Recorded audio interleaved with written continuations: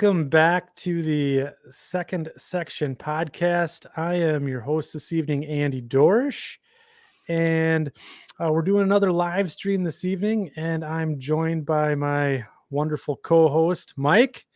Hello. And How are tonight, you?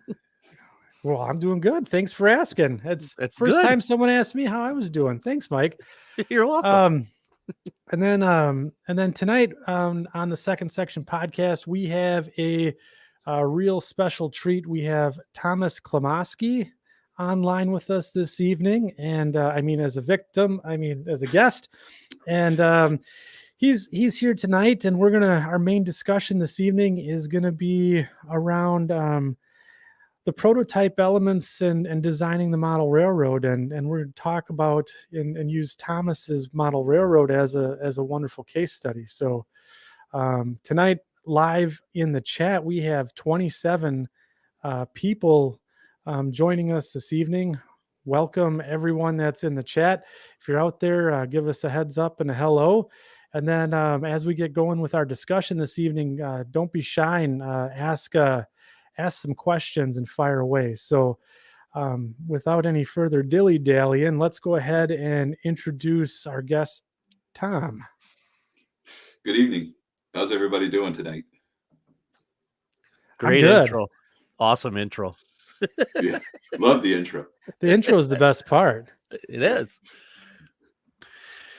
So, Tom, tell us a little bit about your layout. Well, as you can see behind me, it's not a very large room. I'm in a 9'2" by 10'6" room, which is smaller than your average bedroom. Most bedrooms are 10 by 10. So why is the layout in such a small room? Well, I decided this is about all I needed for what I wanted in a model railroad. I considered a lot of things when I went to build the layout. Is, how many operators am I going to have? What kind of operations do I like? What do I like about model railroading? What don't I like about model railroading? Which sometimes is a question that people don't ask themselves. So in my case, I really enjoyed switching. I had an old layout in Miami before I moved up here to the mountains of Northeast Georgia, and it was in my garage. It was basically about 18 by 18. And I'd have 6 to 8 guys over to operate, and we had a good time. It was a nice layout, had a lot of fun, but it was a little bit bigger than what I really needed. And I always struggled a little bit with getting operators.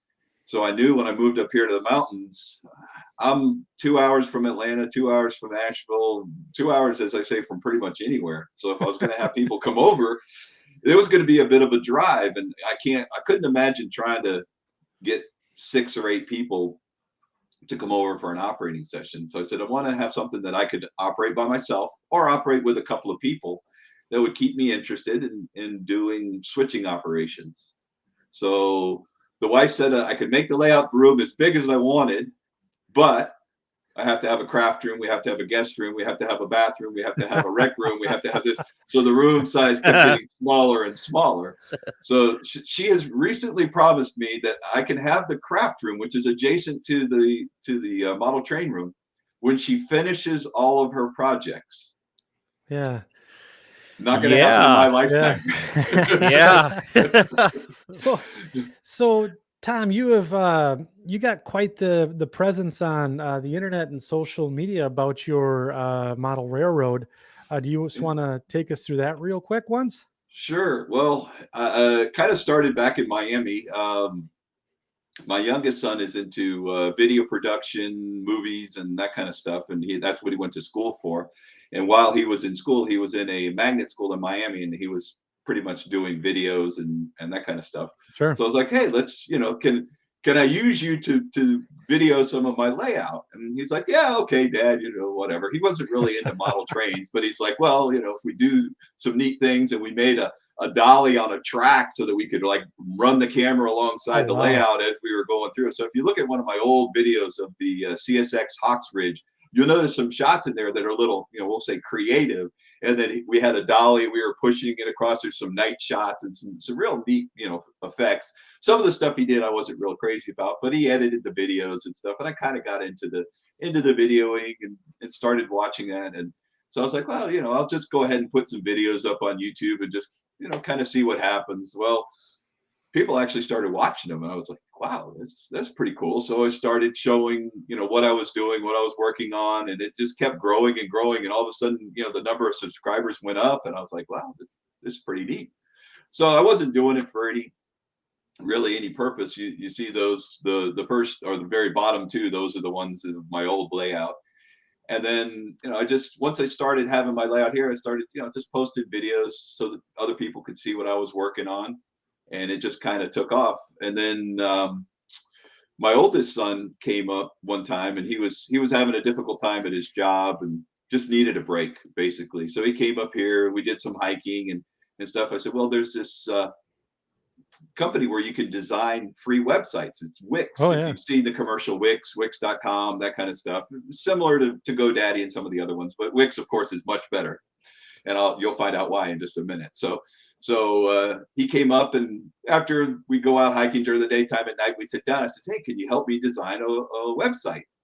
I said, sure, okay, Dad, whatever. So he starts working on the website, and it's coming out fantastic. I mean, he's designed all the graphics, he did all the page layout. I just kind of was the wizard behind saying, yeah, use this picture, use that picture, kind of set it up like this. But he was the one that makes it all work. I said, man, you did a fantastic job on that. And he's like, yeah, okay, yeah, that's pretty cool.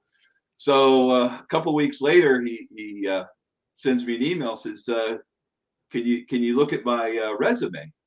I'm like, why? Where are you applying? He goes, Wix. So applying. So he was applying for a job at Wix as a customer service rep. So he goes in for his interview and talks about it. And of course, he knows the platform because he helped design my website. So in the course of the interview, he mentions the website, so they pull it up, and he goes, well, I taught my dad how to do this. If I could teach my dad how to run set up the website, I could teach anybody. So they gave him the job. Oh, wow. Oh, that's awesome. Now he's working at Wix. He's moved up in the company, but he was working as a tech for a while, doing customer service, and now he's moved up and he's still working with Wix. So he helps me out if I get stuck or something happens, or he's made it so that his dad can figure out how to operate the website and post blogs and do the things that I need to do. So it's a very user-friendly platform, and that's kind of one of their claim to fame on Wix. So if somebody's out there looking for a website hosting company, I highly recommend Wix. It was easy enough that we could figure it out and set everything up, and hashtag not sponsored. So he beat us to it. You got I've watched the show. Awesome. That's awesome. So that's a fantastic intro. And just maybe one other quick plug. You I noticed on the website, it looks like you have your own book out there as well. Yes. And I just happen to have a copy right here. Isn't that funny how this works Building out? the right size layout. And first of all, what I want to say is thank you to all you that have purchased the book. I really appreciate it. I mean, I'm humbled by the number of people that have bought the book and reached out to me and commented and said how much they enjoyed it and stuff. A lot of great comments. Basically, the book came about because of the website and the YouTube channel, because I kept getting people asking me questions about, how did you do this? How did you do that? And so I kept coming back, and I answer every email that I get. I answer every comment. If you comment on my videos, if you correspond with me through the website, I'll come back to you. So a lot of these guys, commented on the book, and I said, well, I need to put it together in a book, because it was just so much of the same information. So that's pretty much where the book came from. And I had written some articles for Model Railroader, and they reached out to me. They were looking for some new authors, which Dave Abelese was one of them. Sure. Lance Benheim was another one, which we were all writing our books at the same time, which I didn't really know until I talked to Lance, and he's like, yeah, I'm writing a book. I'm like, well, I'm writing a book. Wait a minute. What's your book about? What's your book about? Because, that secret stuff that you got to do when you're developing the books and all that other stuff. I didn't let too many people know. Now, I did get a lot of people. And again, thanks to those that are out there that are watching this, that contributed photos and stuff. John Farrington is one. You'll notice a lot of the guys in the book, and you'll see him on online presence. Very helpful. I couldn't do it without their help, with all the contributing photographers and stuff. So It was a lot of work. It was a lot more work than I thought. And I thought I had it figured out. I had everything written. And then I started having to write the captions for the photos and come up with the photos and tie them into the text. And I needed this. That took forever. I mean, it was, this may be the only book I do. I don't know. I can't say right now. It's one of those things. Once you're done with it, it's like, oh, I'm not doing that again. And then, then something comes up and you go, well, yeah, maybe. So quick question then on that note. So start to finish, how long was the process for you? Probably, I'm going to say about 9 months. Wow. And then there was some pauses in between after that. And then, editing after, goes to the editors, and then they edit and they send it back, and I had to make revisions, and then revisions after revision, and, cleaning things up and, get to the final product. But it was pretty much every day for about 6 months, trying to put everything together. And I was working on it, pretty much every day for at least 5 to 6 hours. Did you find yourself going, when you're going through the initial processes, you get done with a chapter and then go back to say yourself, oh man, I forgot, go down in your layout and go, man, I forgot to put that. I want to put that in there. Well, then you got to go back and do this. And, how many times did that happen? Several, it's like, and then there was other things, and then I see something on somebody else's layout. Oh, I got to put that in. And then, and then it's like, oh, now I got to rewrite it. And then, but the writing actually wasn't too bad. It's just trying to put everything together in a good stream of conscious, so that you could figure things out and it makes sense and it ties into each section. And then, the original proposal, I had like an extra chapter. Some of them, I ended up combining two chapters together to make, one chapter. And it was part of the editing process. So, but no, overall, it was, Kalmbach pretty much let me do with it what I wanted. I put a proposal together, sent it into them, didn't hear anything for a while. I figured, well, they said, they weren't interested or whatever. And they reached back out and says, congratulations, we're going to accept your book. And I'm like, great. Oh no, I gotta write a book. You're like a dog that chased a car. He didn't know what to do when he caught it. Once he caught it, right? Like, I was chasing the car and barking and everything else. I bit the bumper, and now it's like, now what? Now I gotta hang on. That's outstanding. Well, it looks like there's quite a few people in the chat tonight that have bought and read your book, and so I'll just as we close up the introduction here, I'll just send the tag out to them to say, hey, if you guys have any questions or comments, feel free to add them to the chat. And then we will have, I'm just seeing Container Man 68's notes here. Can you post a link to his webpage? Yes. So I will be posting links to his webpage, YouTube page, and then also a link to, again, #NotSponsored, the Kalmbach site, where you can go ahead and pick up your book if you so choose to. So again, #NotSponsored. But thanks, Container Man, for that quick question. So yeah, and you can also get the book on Amazon. You can just go to Amazon.com and type in the title of the book, which is Building the Right Size Layout, and it'll pop up. And then you got some other purchasing options if you so choose. Yeah, fantastic. So all right, so there it is. The gauntlet's been thrown to the folks in the chat. So any questions, fire away. Any comments, fire away. And then tonight we're going to follow our standard script. So we have, if you're new to the show, we have 3 segments that we like to do. The first is just kind of the icebreaker of the evening, which is the What's on Your Workbench, where Mike, myself, and now the guest Tom will just be sharing, some of the modeling things that we've been doing over the course of since the last show. And then Mike has a fantastic segment and a fan favorite, which is called the Shortline of the show.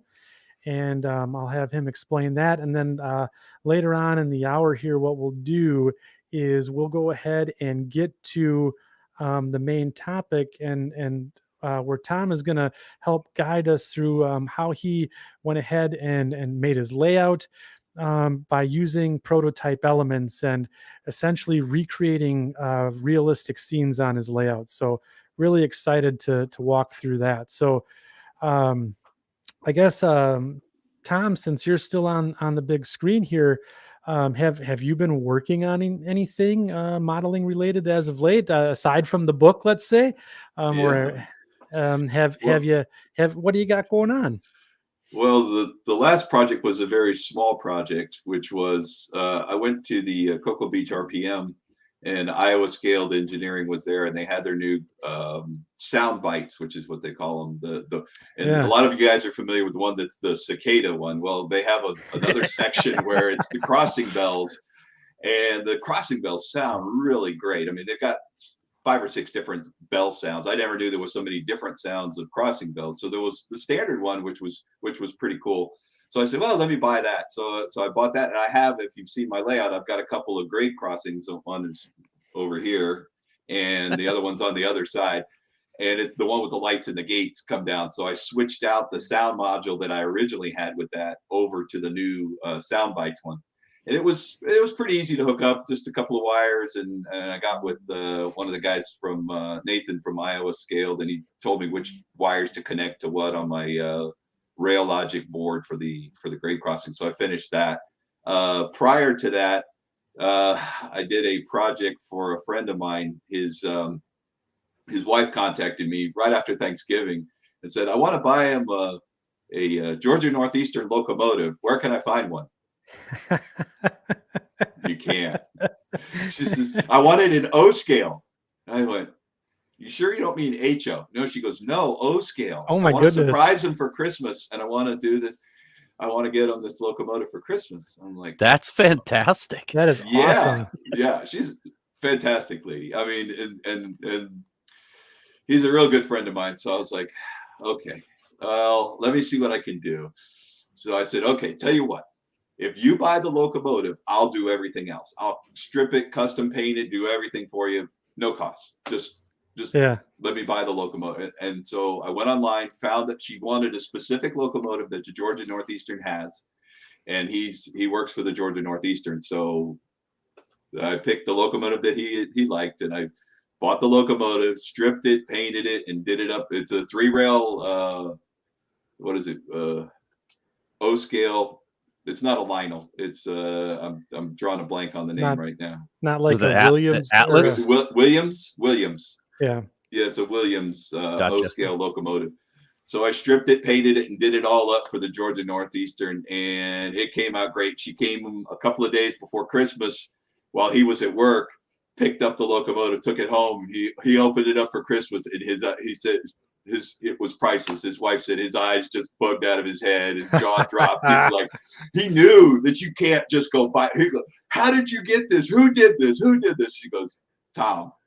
And he goes, I should have known. So yeah. So he called me up like the day after Christmas and thanked me for doing it and everything else. I said, well, it's my present to both you guys. You know, he's a great guy. He's very helpful with the information on the Georgia Northeastern and stuff. So anyway, so that was kind of my last project, and that was it was a little bit of a time crunch, and so after that I kind of took a little bit of a break, and then like I said, I went down to Cocoa Beach for the RPM.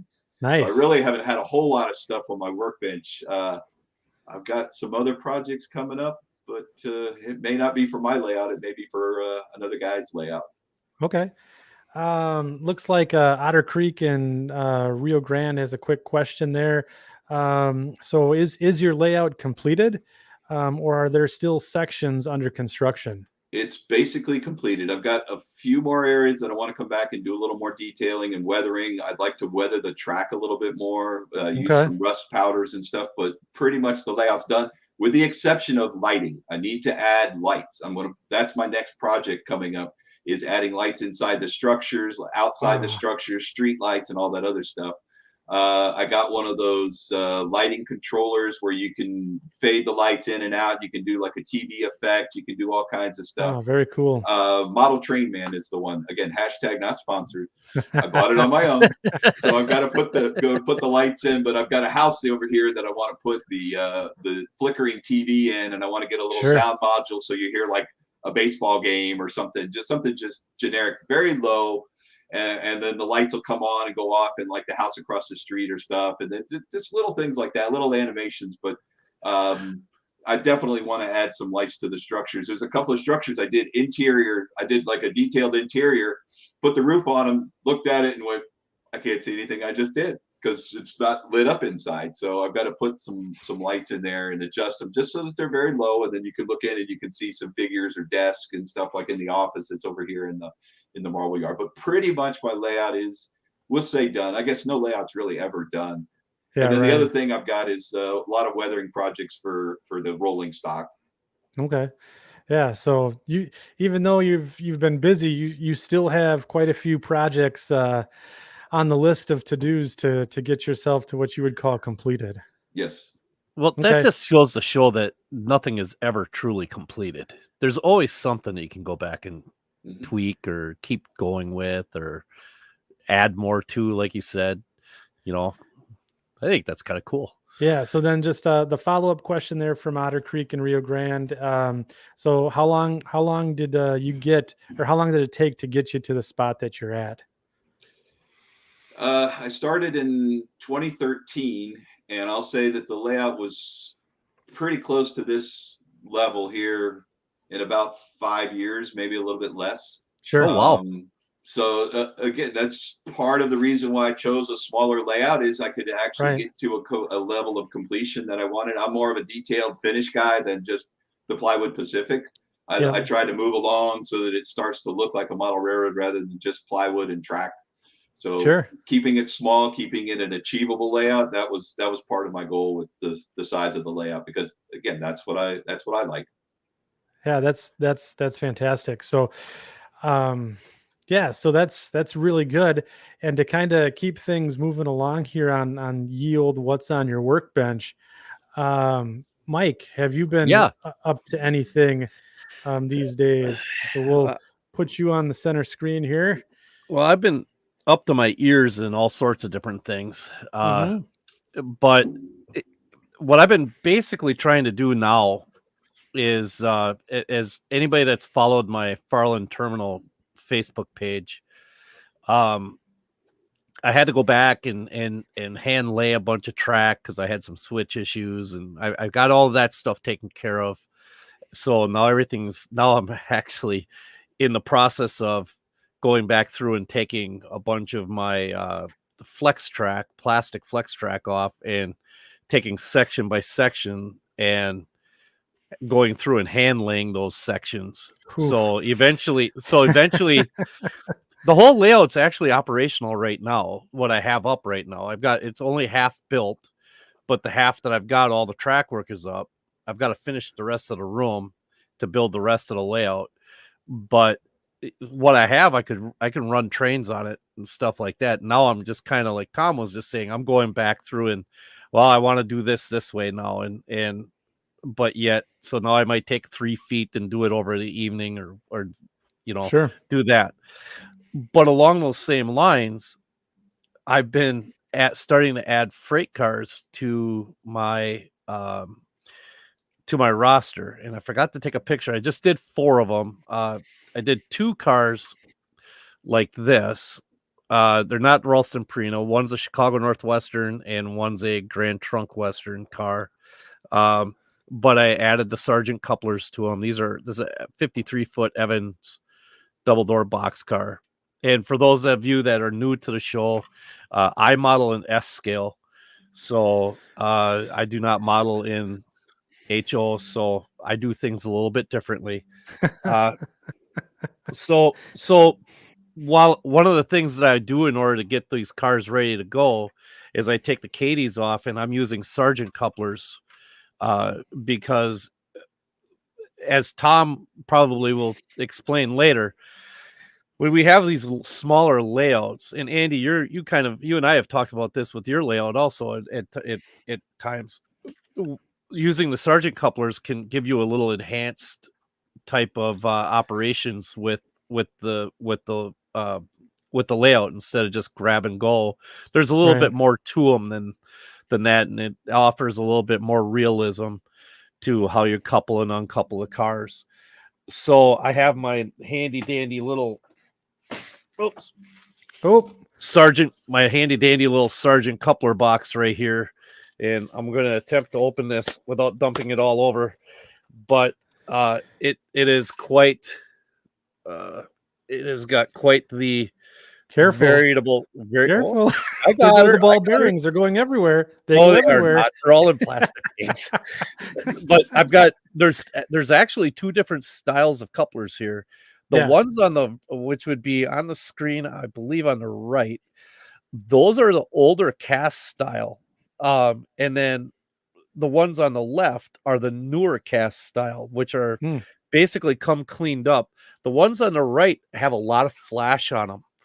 So I'm going to use those last. Sargent has decided to stop production on these. So if anybody out there has Sargent couplers they don't plan on using, get a hold of me and we can talk. But part of this whole reason I have this car out, this handy little Ralston Purina car, is because in 83, like I'm modeling 83 to 85. And so I'm going to make the attempt to share my screen quick.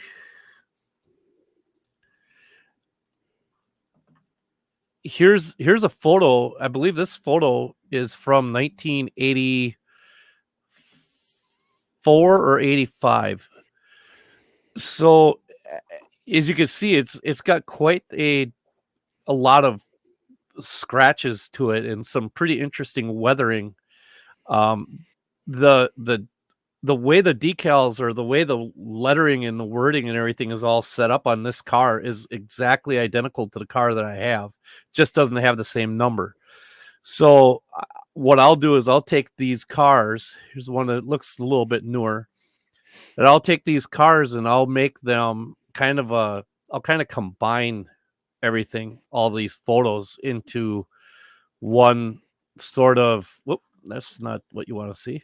That was a different project. But like this one here, you can see the red is faded. So I'll work a little bit on fading the red. Here, I like the way the trucks look on this photo and the fact that the draft gear is black and all the extra stuff there is black. So I'll go through and I'll make those detail changes on the car. And then I might go and institute a little bit more fading and then weathering the door details and maybe putting some scratches on it and things of that nature. So there's a question from the chat there. Yeah. Mike, do they make an S scale NMRA gauge? They do. And actually both of mine are in the other room on my layout. It's very similar to the one that you use in HO scale, except for it's completely square. It does not have the height component to it. Like I believe that's the way why they're designed the way they are. It does not have that height component to it, but it does have all the other components for like measuring track, making sure your wheels are engaged, things of that nature. So, other than that, I've just been trying to work on the layout a little bit more and getting the layout room ready to keep building on it. So that's pretty much what's been on my bench. Okay. I mean, there's been a couple of comments that I haven't been able to queue up while we were chatting there, Mike, but it seems like let's see here. You caught the one about what era are you modeling? Go ahead. Oh no, I was gonna say I actually, for whatever reason, I have to flip back and forth here for the comments. Yeah. So no, I didn't see any of the comments yet. So I'll just bring up John Arthur's comment real quick. And what era locale is the S scale? So do you want to, for the newcomers to this podcast tonight, do you want to go ahead and tell them about your layout just a little bit? Yeah, I'm modeling a fictional terminal railroad called Farland Terminal. As you know, it's my nice shirt logo. And it's a small little, I would say, I haven't really pinpointed a total distance, but I'm going to say it's like maybe a 5, maybe 10 mile long railroad total. That branches off of my other fictional railroad called the Wisconsin Midwestern. And it's set in between 1983 and 1985, and the reason I have it set there is because I could still have Milwaukee Road and a lot of the fallen flag equipment that was out and about at that time. I could still have those things on my layout, and basically it's a little tiny little railroad that it's based around Dakota, a railroad that I used to work for in Minnesota called Dakota Rail, and it just had a switch engine and one major industry, and my major industry is going to be a lumber mill or a lumber company, distributor, I should say. Okay. For those of you that know Green Bay, it's going to be loosely based around Amherst and Green Bay. Nice. Yeah, so it's and then I've got a canning facility and then a little grain loadout deal that I'm scratch building. Sure. And one of the other things that I've done is I incorporated car repair onto my layout, which is one of the things Dakota Rail did. Dakota Rail had a contract with Norfolk Southern, and they switched out covered hopper, the doors on the tops of the covered hoppers. They put new fiberglass ones on. Sure. So one of the things that my railroad is doing is I am refurbishing open top hopper gates on the bottoms. So I am relining them because there is a liner on there. And it's what's that, cheese wedge hat? Yeah. Our fact checker Eric is joined us this evening, and just wanted to ask a quick question of is that the place with the cheese wedge hats? I don't know where those are made. I honestly don't know if they're made here or not. I couldn't tell you. But that's basically what I'm looking to do, is something like that, so that basically my trains are going to be 3 to 5 cars long, very simple, very small, but a lot of things that can be done in a very small little tight package. And in that scale, my whole layout is also only 11 inches wide. So, so it's not very deep. And what's the overall dimensions of it for room size? The room size is 11 wide by about 30 long. Okay. And there will be, right now I've got it's a C shape, so it goes about 9 or 10 by 11 by 14 right now. Sure. And then I've got about the same on the opposite side that I'll build once the other side of the room is all done. So great. That's it's quite a nice size layout. Yeah, it's okay. So we got another question for Tom real quick about the layout. So what do you use for command control on your layout? Well, I have Digitrax, which is what I had back in Miami. I took that old DCC system and brought it up here with me. Why Digitrax? Because that's what everybody was using in Miami, and that's what the club, I was part of a modular club, so that's how I ended up with that. But now I am the proud owner of a proto throttle, so the only thing that really the Digitrax does for me is it provides the main brains, but I operate only with the proto throttle. That's awesome. And for those of you new to us, we had a nice discussion with one of our guests, Sean Hoppert, a couple episodes back about the proto throttle and his love for it. And I myself want a proto throttle real bad. And Mike, you have a proto throttle too, correct? Yes, I do, and I love it. I don't know that I would ever run a railroad without one. Yeah, so now I'm getting the peer pressure here from pretty much every guest that's been on the show saying that I need to get my proto throttle. I think Mr.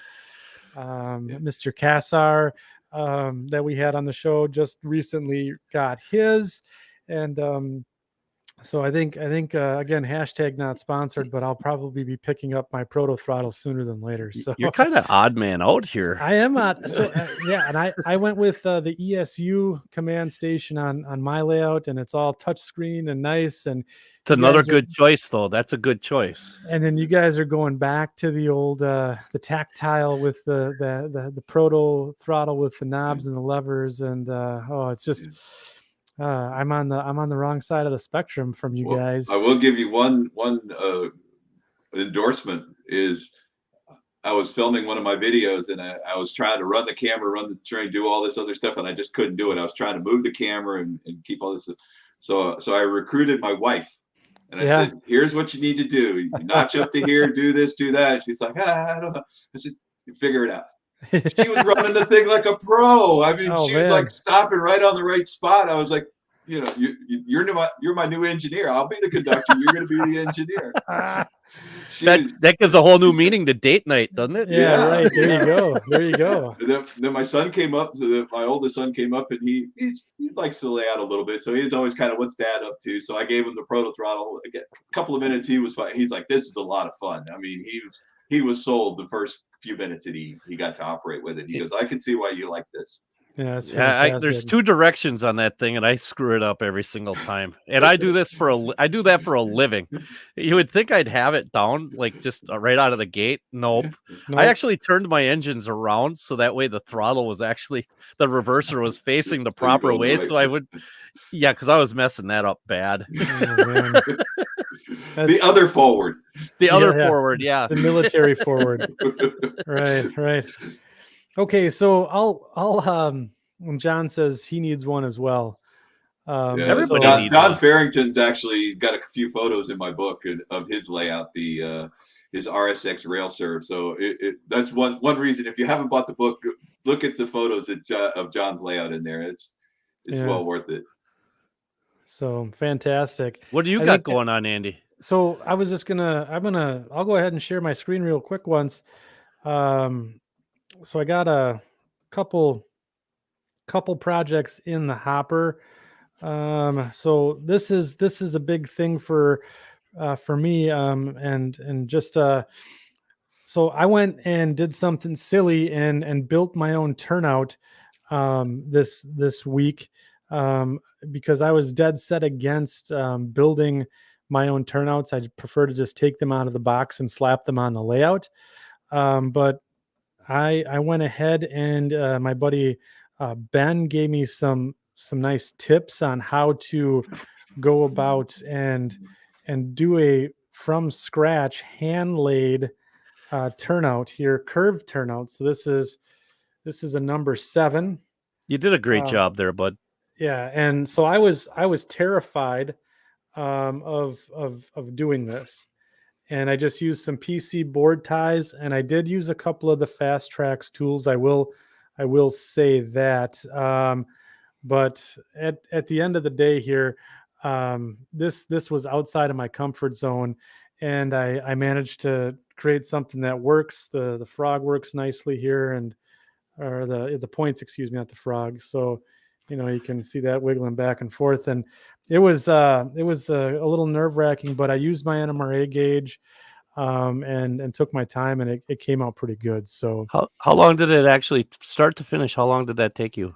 This was 2 hours. I worked on it one night, and got it pretty much where I had the stock rails laid out and the ties laid out, and then I went and did the frog and the points and all that night number 2, and so yeah, it's kind of what, like, our running theme of the last few shows is talking about confidence in modeling and just trying something.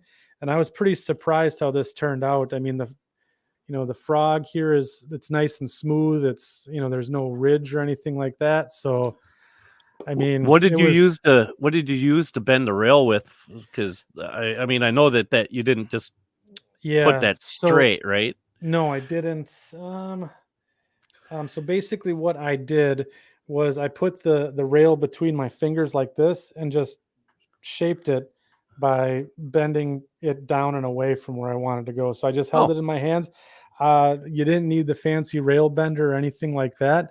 I just put some light pressure and then just pinched along the rail and then twisted and squeezed, and it turned out to hold its shape. So That looks That's fantastic. What code rail is that? so I'm using code 70 excellent. for my railroad, and it started out as a 11 by 16 HO scale set in the North Woods, and it's a fictional railroad myself. I have another layout that's a prototype layout, but yeah, this is my main focus now. So yeah, so I can't find microengineering turnouts anywhere, so I just decided to start building my own. So That's great. yeah, and then the second I guess fun thing that I've been working on this week is I'll share my screen again. I got a picture of what I did. Let's see here if it pops up. So I went ahead and punched a hole in the drywall because I'm expanding the current 11 by 16 layout to other sections of my basement. So I've made a deal with my wife that I can basically have the whole basement now for a model railroad, but I'm doing it like Johnny Cash, one piece at a time. So I'm going to be focusing on the 11 by 16 part, getting that to a decent level of completion, and then moving on to other parts. So I get to still run trains while I'm building my layout up, and still get to do operations and still have fun. So I don't, again, get burned out by building a monster layout. I'm just essentially going to build a couple medium size or small layouts. So that's what's on my workbench this evening. That's pretty cool. Yeah. That's very, very cool. So Tom, do you like our professional segues that we do for the this is great. You guys are doing a fantastic job, man. From segment to segment. I'm waiting for the next segment. I'm anxiously awaiting for the next segment. So I already know what it's there's a lot of pressure. I know something about a short line, right? Geez. Wow, holy cow. He's got it all dialed up already. So we're gonna we'll go ahead and just take a look at the comments here. It looks like we got a couple bots in the chat, and Humanity Junction said we'll have to get a moderator online. So if there's any volunteers for chat room moderators, why don't you go ahead and meet me offline after the show? You can either email me or look me up, and we can get that squared away if anyone wants to help us out every other Tuesday night. But then I do want to give a shout out to Heath. I know he did bring a ton of people over to the podcast this evening from his show that he has, a live stream that he has going on. So thank you to Heath and Humanity Junction for bringing the fan base over to hang out with us this evening and talk with Tom. So truly appreciate the support from everyone else out there. So I noticed there's another new hashtag that got started because of Heath, and it's blame Heath. I'm not sure if that's going to be Heath. I apologize for bringing that up, but it does seem to be kind of a common thread here. Everybody's like, "Hi, how you doing? Blame Heath." Blah blah blah. Blame Heath. Yep. Hashtag blame Heath. So Heath, thank you very much. You did an outstanding job. Yeah, thank you. Thank you very for the much. Support. Okay, Mike, what do you got going on? Do you need to share the screen, or you just gonna? Oh, I need to share the screen. Well, everybody, welcome to the I don't want to say world famous quite yet, but it's become a very popular part of the show. And when Andy and I first saw, just a real quick little blurb on this.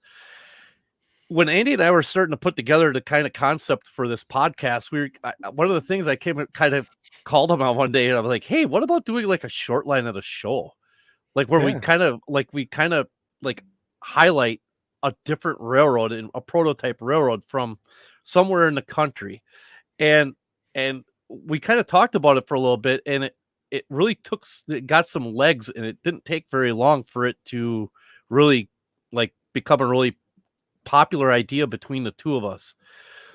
Oh wow, that's cool. Yeah. So welcome to the Shortline of the Show segment. So we've done, let's see here, we've gone through all the A's. All right. Do I need to rehash everything because I got it, or no? Or should I just jump right into it? Okay. I think we'll skip the geography lesson. Okay, we've gone through all the A states. There are no B states, obviously. So now we're going to start with the C's, and that brings us to California.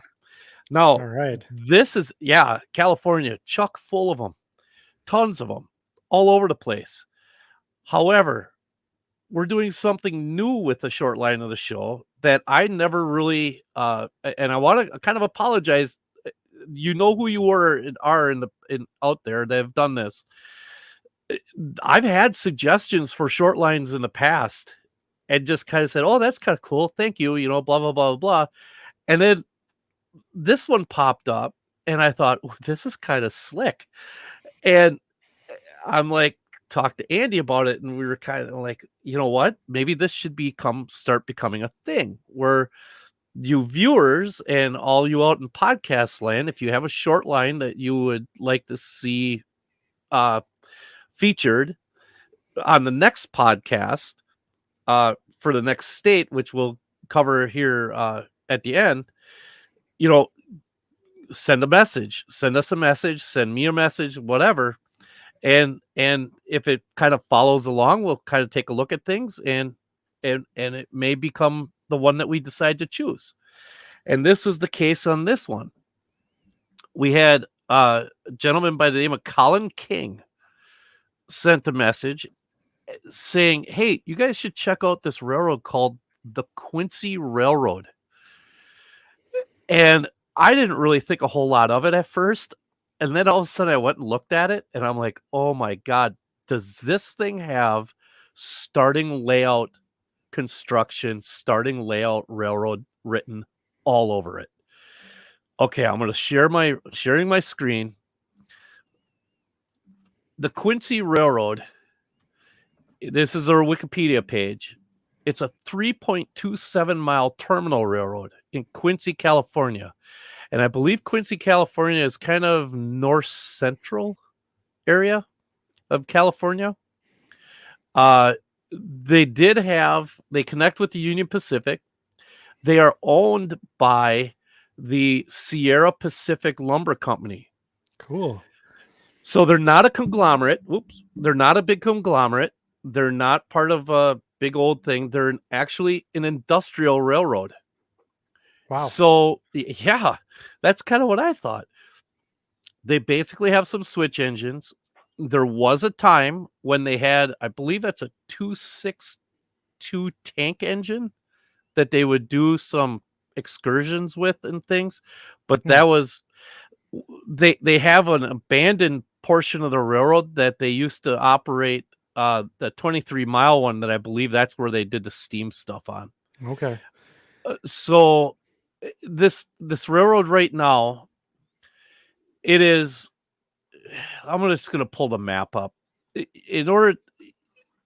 This is the very end point of the railroad. This is the last pieces of track on the railroad.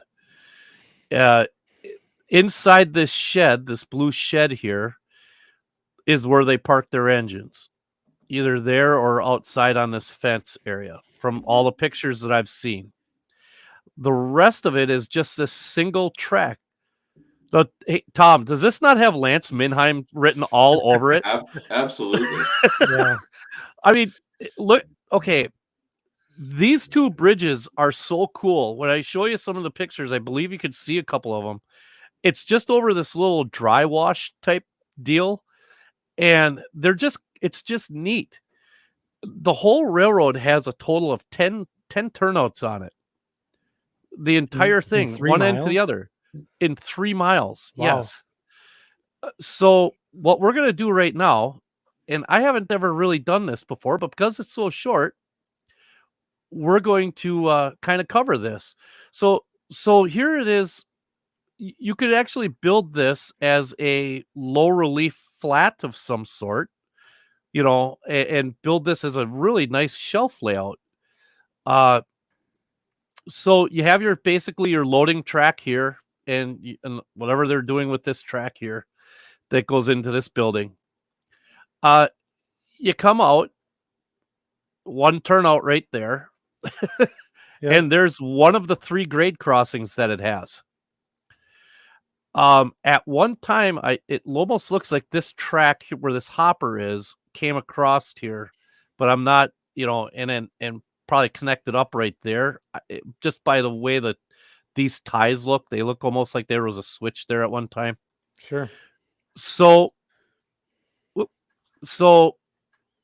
this hopper, I don't know what that's there for, if it's there for ballast unloading or what it's actually there for, because this track seems to be just a storage track for a stub track for holding extra lumber flats. So as you can see, there is one endpoint, 2 switches, 3 tracks. Wow. That's fantastic. If you're trying to get into a layout and start in model railroading,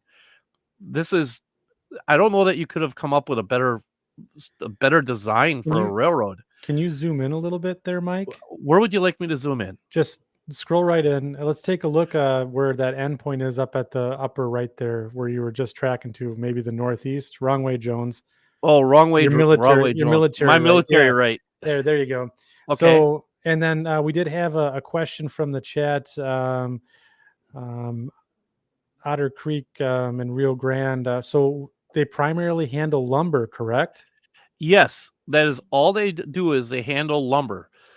So the only real freight cars you're going to need would be if you're doing it more modern times, center beam flats.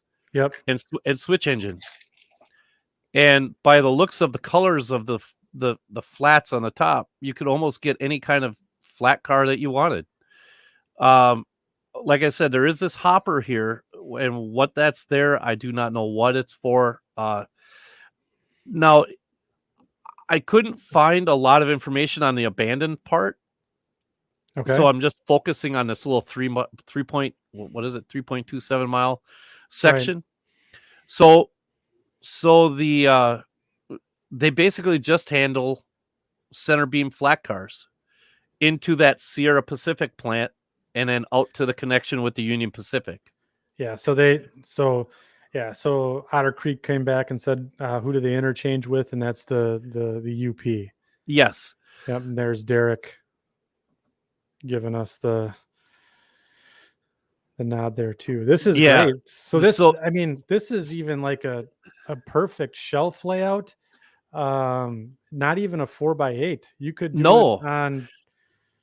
on just a 2x8 or a 2 foot by 8 foot, or maybe a little around the room, a couple of corners. I mean, this is this almost screams, and again, hashtag not sponsored, but this screams like the type of layout that that like David Pop would do on Model Railroader for like a project railroad or something like that, like his absolutely, his ON30 railroad. So yeah, I think this is really cool. Like this siding here holds it has 12 cars in it. It's chock full. 12 empty center beam flats. So you pair that down to HO scale, you get one. You put one in there that holds 4 cars, or 3 or 4 cars, and you've got yourself a nice little siding. So the scenery, obviously, I'm not sure if this is out in the more deserty area or if it was just taken when things were brown, because there's a lot of brown here. Sure. But I'm just going to kind of quickly go through here. Now, when you're leaving Quincy, you start getting into it's a little mountainous, a little hilly, and you have a bunch of trees. There's a lot of foliage that you can go and do. Sure. This bridge right here would be a blast, I think, to try to get down into. Sure. And obviously there's a road that goes down into that, but that would be an awesome photography location. So real quick once, Mike, I'm going to interrupt you. We got a couple questions from the chat. John was asking, he's got a couple of them, a question and a comment. Do they have blue and white SW1200s? I'm gonna get to that. Yes, they do, and they're both painted. We're gonna have to wait, John. they're painted differently. They are both painted different. Actually, they're painted similar. They're lettered different, which I found to be very unique. So and the comment here that John brings in, I'm just going to interrupt you one last time. Yep. He says, I think there is someone building a fantastic shelf layout of this on YouTube somewhere. Oh, that would be awesome. If there is, I would love to hear from these guys, because if I ever to go back to HO, this would be a similar type of layout that I would want to build. I really would. It would be fantastic. Yeah, so there is some funny business going on in the chat with John, and is it a shameless plug, or he's coming back and saying, "Oh, it's not me." So maybe as we carry on here with Mike, maybe let us in on the secret and try and find it for us. Thanks. So John. here, once we get over this grade crossing here, which is the third and final grade crossing that this railroad crosses, you start seeing, here's the Union Pacific's main line. It gets very close to it. Well, there's all this, if you wanted to include the UP in on it as just a runaround thing, just to have the UP on, you could, and have it blocked by, have it blocked by a bunch of trees. Yeah. But we kind of lose the railroad in the trees, but it does kind of make this little SC curve type thing and pop out right back down here. I'll kind of come down here. It's Google did a great job making sure all the trees are horizontal on this. Yeah, that's the new trees that they put in. Yeah, the new horizontal. I forgot about the horizontal growth trees. Yep. They're fantastic. It's from an earthquake, I'm sure. Oh, no doubt. Right. So basically, you have nothing but a tree-lined main line, and the closer you get to the UP, now you have your natural separation between the two. And this is what gets me really intrigued, is about the interchange that these guys have set up. Oh, look at this. So here's the main line here. Okay. Yeah. This is one track on an interchange. The Union Pacific's main line is this track here. Okay. This is part of the interchange. This track is part of the interchange. And this all comes together and ties back together down here and has a tail track that just comes to an end. So you have a set of crossovers here for the UP to come and grab their stuff on that end. And then on this end, it just comes right into the interchange. Right. So you could probably get, maybe, just looking at it, it's 4 cars there. You could probably get 8, maybe close to 10 cars on this one track.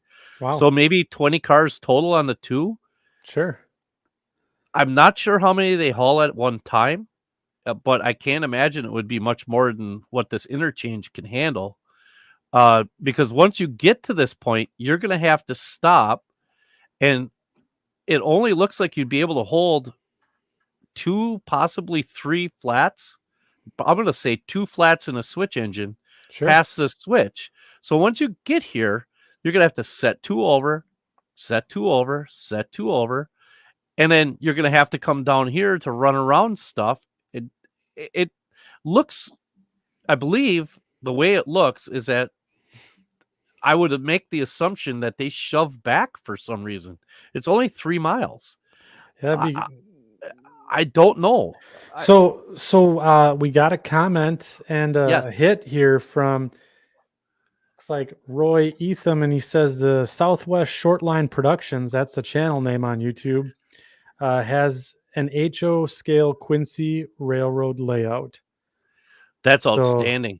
So I think again, hashtag not sponsored here, but I think thanks Roy for the cue there. I think we should all, compliment our learnings this evening on the short line of the show, and go ahead out and check out that channel. I'll take a note here, and I'll see if I can find it and then put it into the show notes too. So put it in the show notes for future reference. Now, Thanks, Roy. yeah, thank you very much. From what I understand is they do not own any of their own equipment. They do not own any of their own freight cars. So I'm just going to go ahead and make an assumption. The world's your oyster with these flat cars. If you want, yellow, red, brown, I don't know what reporting marks. I would imagine some Union Pacific, probably some BNSF, probably some whatever else is out there. But for those of you that are questioning or wanting to know about the power, there is one of the switch engines. Oh, wow. Now, there's a history with these locomotives. And I'm going to have to look this up quick. Let's see here. The number 5, I believe that is a... Whoop, I just want to stop that. I don't want to do that. I believe the number 5... I believe that this one is an Ashley Druin Northern unit. A former Ashley Druin Northern unit. So it has a lumber / paper industry type background to it. And now it's out in California, and that paint scheme is really cool. It's kind of neat. I like it. Now, this one is actually lettered Quincy Railroad right in the white stripe. Nice. But one thing that's really weird about the layout or the locomotive is this beacon that it's got on the top here. It almost looks like an old, like a mechanical rotating beacon that has multiple rotating aspects on the inside of it. Huh. Yeah. And then look at the size of the plow on the back of this thing. A monster. And it is not MU. It has no MU connections. Oh, wow. So there again, trying to build this would be really, fewer details are needed to accomplish what you need to. Now, the one little maybe difficult thing to try to accomplish would be the class lights that are here in the corners. But you know what? That's simple. That could be handled with some, in HO scale, they make those. It's not a problem. Piece of cake. 3D print. 3D print. I believe Detail Associates actually makes them. So here's the other one. This is their other locomotive that they have. And I want to say that this one is, this is the SW7. Okay. And very similar. This one has a little strobe beacon, same type of paint scheme, but now this one has the reporting marks QRR on the side. Oh, there you go. And it says Sierra Pacific Industries, and then the city name right on the side of the locomotive. And I believe that the reason that this one is like this was the one that was on the abandoned portion of the railroad at one time. And so this also has a really kind of goofy looking little plow or a pilot, home built pilot of some sort on the end here. That's weird. Yeah, but very simple. Very just pretty much a basic SW unit. Now, this is a unit that has been this is in a museum. Here is there's a little steam engine. Okay. This is a little 44 tonner that they had back here. These are all in a railroad museum, I believe, in California someplace. This is a TR6A. There aren't very many of these built. It's basically, I want to say, an SW600, but was designed as a slug mother. I think it had a B unit to it at one time. This is a former Southern Pacific unit. And it's just cool. Yeah. It's just very, very cool. And let's see if I can try to open up some of these Flickr. I found some really neat photos on Flickr that doesn't look like they're popping up, Mike. Oh, yeah, that's not going to pop up. Doggone it. It is. I had them pulled up. It must have, done something to me on it. Yeah, we'll have to. Nuts. I mean, our intern producer will have to get on top of that and see if we can't. There's one get him photo sorted. Yep. that was on the abandoned portion of the railroad. Can you zoom in a little bit, Mike, on that? There you go. That's good. Yep. So here you look at a little 3-car train. Yeah, it's perfect. So yeah. So here's another old unit. this hopper is getting quite the play in the chat. So Roy come back with apparently the Quincy owns that hopper but no other cars. So they just have one, and we're getting the real story here. Eric started something here, and it looks like they have it for ballast and maintenance away. So this is one of the this has been the shortest railroad that we've talked about, right? Yep. Mike? Yes. And I think this has also been the most interesting, and I think it is a real, just how you went into the details. I'm going to just set up the segue here. We're just going to get on the segue and ride it. Right. We're an hour in and we got to get to the main topic here. So right. I think what I'd like to do is I think we're going to segue over to how we use these elements and talk about Tom's layout here. So, and then keep the questions and comments coming in the chat. I'm going to put Tom up on center stage here and we can get going. So tonight's main topic is prototype elements and how do we get them into our model railroad? So, Tom, why don't you take us out here and give us a little demo? All right. Well, I'm sharing my screen here. I'm going to start off. If you've seen my layout, and you can go onto my website, there's a lot more photos there, but we'll talk briefly about the prototype Georgia Northeastern. And one of the first questions that comes up is, why did you decide to model the Georgia Northeastern? Well, I'll quote a famous guy, Mike. It's just cool. It's just cool. It's just cool. It's a Shortline. It's got that cool factor. I mean, they're running. When I found out about them, it's kind of I'll try to shorten the story, but basically I was looking for a railroad to model, and one of the things that I had done in my old layout was I was living in Miami and modeling North Carolina, which is kind of weird. It's like, why don't I model something in my own backyard this time? Why don't I look closer to home, in this case, in Northeast Georgia? Well, of course, the one county that I moved to in Georgia has never had a rail laid in the county. I mean, it's just, wow. There is no trains here. To the other directions, yes, there were some trains, but there's not much up here. It's too mountainous. They just couldn't get through this area. So when I moved up here, I started working for the Blue Ridge Scenic, which is out of Blue Ridge, Georgia, and it was on the old line, which is the N line that runs from Marietta, Georgia, up through Tennessee, and then ties in at Etowah. Anyway, I started working on the Blue Ridge Scenic, and then they told me about a train club that was modeling the same line. So I went to the train club. It was kind of neat, and I was like, okay, this is pretty cool. And then once I started working on the Blue Ridge, I started finding out about the parent company, which was Georgia Northeastern. Nice. The engineer was from Georgia Northeastern, and he was telling me stories about the marble industries. And I just started doing more and more research on it and just fell in love with it. It's a small town, family-owned railroad at the time. Now it's been taken over by Patriot Rail.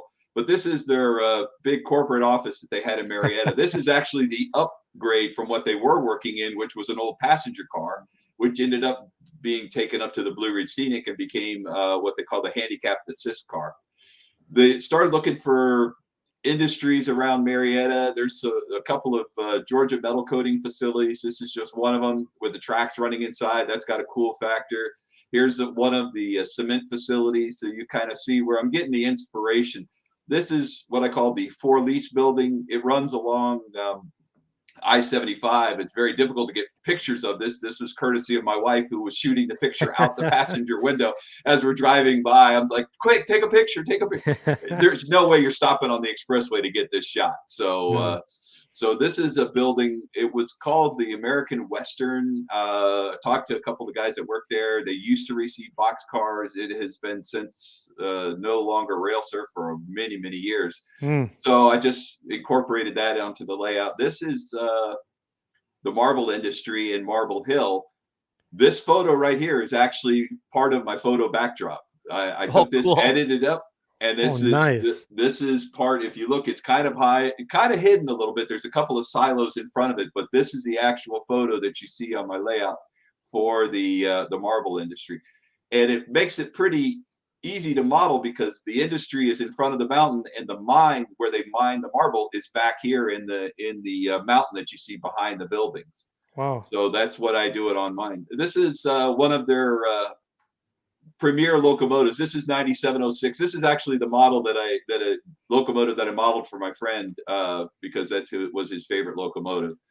And this is from my friend Scott Chatfield, who's a big rail fan and very helpful for me. Oh, wow. Another little switcher that they had. I stretched the time period a little bit. This one didn't quite make it to 2013. I just stretched the time, and I do have a model of this one on the layout. I got to ride with the crew because I was a Georgia Northeastern employee, being that I work for the Blue Ridge Scenic, which is a subsidiary. I was able to get permission from the boss at the time to ride with the local crew as they went down and switched the marble industry. This is a very steep switchback. It's one of the few switchbacks, if the only switchback, that's still in operation on a freight line. They take 3 hopper cars down. They go to the end of the switchback. They bump up against the rock. The conductor throws the switch, and then they ride the roller coaster 4.5%, maybe 5% grade down to the other end, where they bump up against the rock on the other end, throw the switch, and then they take off back down the track the other way. These are all discarded marble blocks that are from the quarry, and this whole thing is sliding down the mountain at a very rapid rate. There's a big water stream that goes underneath here. There's a good story where they were going to add some ballast. They went in there and they had a long rod, and they were tamping, and they tamped, and then they let go of the rod, and it fell through, and they went, well, I guess we're not getting that one back. And it just like a sinkhole. Yeah, it's like a sinkhole. This whole thing is just rickety. It's pretty scary. They derail pretty frequently going down. You can see here's one of the water drainage tubes that's coming out underneath the line. I just looked on Mike's face right now. Yeah, this is state-of-the-art, cutting-edge technology. This was taken in 2013. This was one of their locomotives. This locomotive subsequently has been sold and is still out there on the line somewhere in America.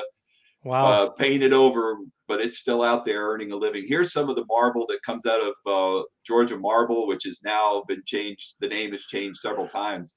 But one of the neat things that I found here is some old movies you could see online. A lot of the marble that's in the national monuments in Washington, D.C., and a lot of the monuments at the National Cemetery came from Georgia Marble. Oh, that is very cool. So they are very proud of that, and they ship out large chunks of marble in gondolas. And if you look on YouTube, you'll see some of them going out. This is going over a lovely body of water called Long Swamp Creek. The crew was really nice. They stopped on the bridge so I could get this photo. I climbed off, and then I would look back and I said, maybe I should have looked before we went across this bridge, because you'll notice none of the bridge segments line up. It's all second hand, third hand, fifth hand bridge segments, and those piers are discarded marble blocks. So those are sitting on marble that's down there supporting the bridge. It's cool. Here's a shot of some of the power that they had at the time. Again, back in 2013. I love 4-axle Jeeps. I mean, they are. Sure. It's just cool. That's what I like. So here's the locomotive service facility in Tate. It's a perfect facility for a model railroad. Look at that nice little engine house there. They've got a couple of bays inside where they work on the locomotives, and then they've got this unique sand tower out front that was actually down on the ground. It wasn't raised up, and then they added the legs to it and raised it up so that they could sand the engines. And then that kind of converts to, this is my model railroad. Wow. I scratch built the sand tower based on some rough estimates, and I did some quick drawings and just kind of cobbled it together, because if you see that in Tate, you recognize that is Tate. So without that sand tower, it just didn't look right. So I I positioned the facility. The only thing is on my railroad, the engine house faces the wrong direction. It faces north. On the prototype, it faces south. But it's in the same orientation.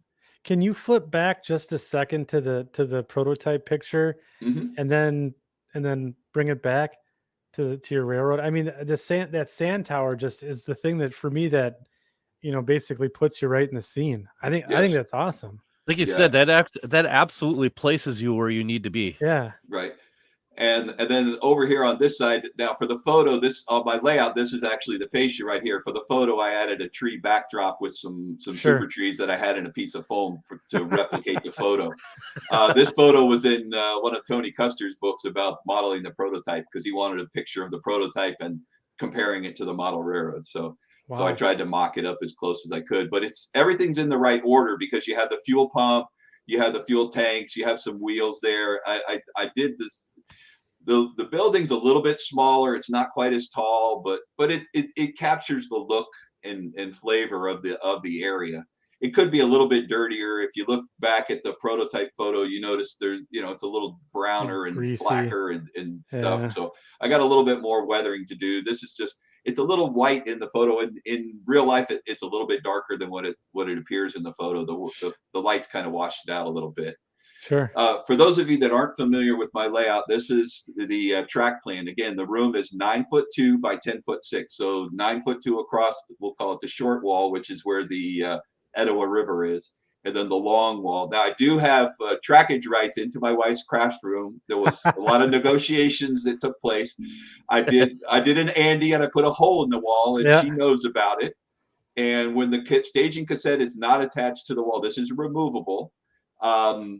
Takes it off. I take it off and store it underneath the layout, and there's a piece of artwork that hangs over the holes so you don't see it. So if the door to the train room is closed and the artwork's in place, you don't notice that there's a hole in the wall.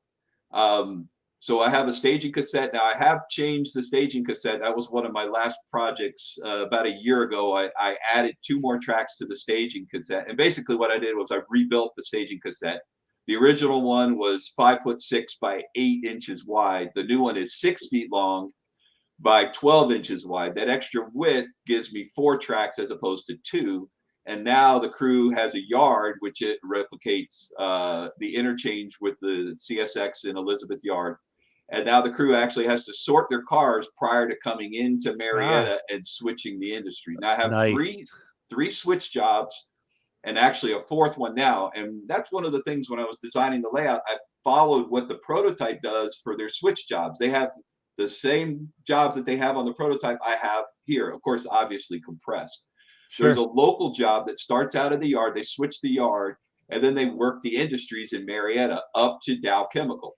So that's one of my switch jobs. I had a guy come over the other day, we did the operating session, just switching these industries from Dow Chemical down here to Georgia Metal Coaters. So you've got Georgia Metal Coaters, you've got the For Lease building, which it's not rail served. It was formerly rail served, so there's an abandoned track here. Yep. Then you have ERB Plastics, which is a car spot, and then you have Capital Building Materials, which is a couple of car spots. Dow Chemical, Argos Cement. You have a team track, which I had to use a little modeler's license to put a team track in. They had a team track, but it didn't have a ramp.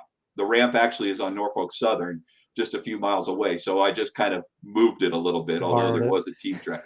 And then this is a separate switch job, Universal Alloy. So just switching these few industries and sorting the cars in the yard took 1 hour and 20 minutes. Oh my goodness.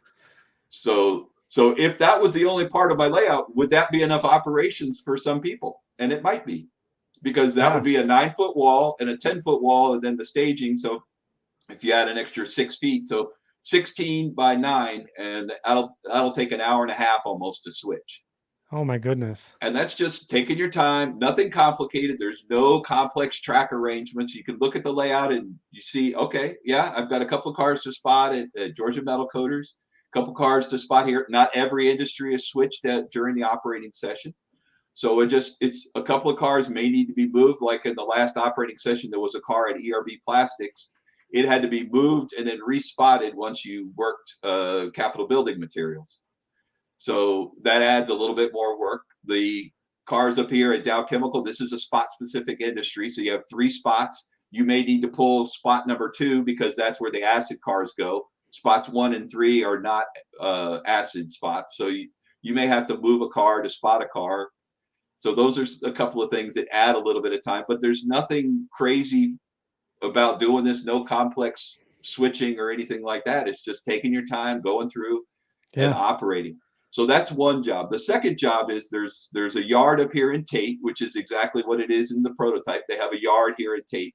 And what they do is they hold cars in Tate to come down and work the marble industry.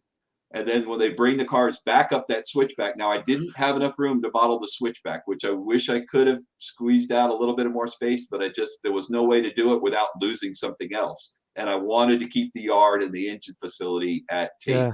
So I decided to model Tate. So we hold cars in Tate. Once they get enough cars to go from Tate down to the interchange, because the only interchange is down in Elizabeth, down in Marietta.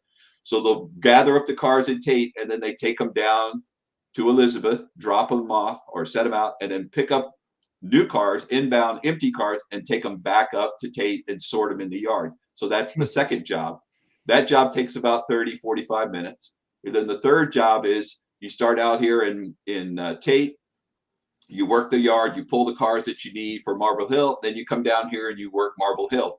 There's chips that are done here at the loading ramp, which is marble chips. No, you don't eat those chips. Those are like the ones you get at Home Depot when you want to put them in your garden or something like that. They also load through a crane large marble blocks, which go into gondolas, and that's an occasional shipment. Yeah. And then there's Emery's, which loads marble dust, which is also known as calcium carbonate. Calcium carbonate is used in a lot of products. I was able to find out that what they ship out of this one facility is not food grade. Some of the calcium carbonate, like, can go into Tums as an example. That's food grade. What they use is more of an industrial grade, which is used in other things, caulking, a bunch of other stuff. There's a bunch of uses for calcium carbonate. And here I also have a trackmobile. So when the crew goes to work this job, they start off here actually being the trackmobile crew in Marble Hill, pulling the cars from Emery's and setting them out on the runaround track. And then the trackmobile parks to the side. Right here, there's a derail, just like on the prototype. When the crew approaches the derail, they'll stop. They phone the Emery's company and make sure that the trackmobile is clear before they unlock the derail, come down and work the industry. That's to protect the trackmobile so that when they're working, they don't have to worry about running into a locomotive coming down to pick up cars. It's some interesting stories. Ask them, what happens if they don't answer the phone? They say, we unlock the derail and go down there and scare them to death. But the track speed here on the Georgia Northeastern, maximum track speed, 15 miles an hour. So nobody's going anywhere fast. And this Marble Hill branch, 5 is about as fast as you really want to go. Right. I was riding in the cab and we hit a dip and it about launched me out of the seat, and we were doing about 4 or 5 miles an hour. I mean, it's just, the track work is horrible. People that have seen the prototype and they come to my layout said, Tom, your track work is too perfect. You need to beat it with a hammer. And I do, but the problem is it won't run very well if I do that. So I had to had to bend it a little bit, make it more operational than prototypical in that case. So the crew. There's a question from the chat, Tom. Otter Creek and Rio Grande been putting out a lot of good questions this evening. What operating system do you use? Is it card and waybills, JMRIs? What do you use to move cars? I have switch lists that I make up on an Excel spreadsheet, and they are not computer generated in that they don't move the cars for me. I overtype and put the cars in there. I decide which cars are being moved. Sure. If you go onto my website at www.thomasklimosky.com, go to the upper bar there, and there's copies of my switch list up there, and also copies of my operating rules, a bunch of other paperwork basically that I have. You're welcome to copy it. There's sheets that you can download, use it however you want to, change it. It's just a template, so you can use it for your own layout if you want. So once you switch the industries here, it's a little more complicated than what it looks like, because you figure, I just pull a couple of cars here. Well, you got to run around. the tail only accommodates the locomotive. The runaround track will hold 3 cars. You can get 3 cars in here. Well, now I got a couple of extra cars. I'll shove some cars out here onto the main. This is a continuous run. So if I wanted to do a continuous run, I could put this removable section in there, and then I could just run trains in a circle. When I designed the layout, I thought I wanted continuous run. I found out I never used it. So the removable section became another industry, which now I call a removable industry.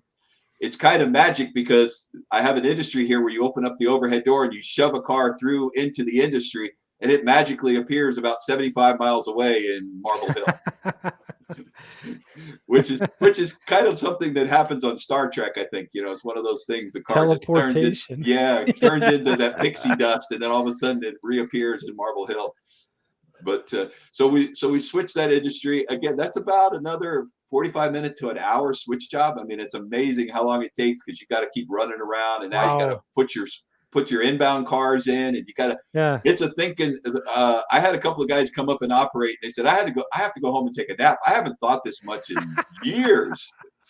But there's no other through trains. There's no pressure. There's no time limits. It's very relaxed switching. You just take your time. I've had a couple of guys come and operate, and you know they figure, okay, well, you know, I'll be here for a couple of hours. The wife calls, I need you to go do something or pick it up. I'm like, okay, go. If you got to go, you know, stop right in the middle of the operating session. Doesn't mess anything up. I can restage it very easily. There's really nothing that complicated about it. So if you stop in the middle of the operating session, it doesn't mess you up. I know some other layouts, if you do that, if you have to leave in the middle of the operating session, you won't be asked back because you know you've messed things up. And then the final job, which is I've just added here, is Universal Alloy. This is a company that makes aircraft parts. And from what I've found through some friends that have helped to do some research, I'm on a Friday night chat group with several guys, and we've all kind of put our heads together. We kind of figured out that they ship the floor sections in Boeing aircraft, and what they do is they stack them up on a flat car, and they use, in this case, they use like an 89-foot flat car, and the pieces are like 92 feet long, so they overhang the couplers. So what they have to do is they have to use idler cars on each end of the load. So when you come in to switch this industry, you have to bring 3 cars to pick up one. The 2 idlers and an empty flat to put in for the one that you're taking out. Well, when you come in, on the prototype, it's a curve and a steep grade. I don't have a grade on mine, but I do have the curve. And so you come out of the staging with the locomotive and 3 cars, and you're going to use a caboose as a shoving platform for protection on the shove move back. So then you're going to come up, pull the car out. You've got to put idler cars on each end, and then you got to spot the other car, the new flat car in there. Now I use the shorter flat cars rather than the 89 footers because I've got a smaller layout. So I use like a 60-foot flat in there. So it works. I have a load that overhangs the end, so you do have to use the idler cars. Nice. And so you come out here and you switch, and then you do a shove move back to the yard, which is exactly what they do on the prototype.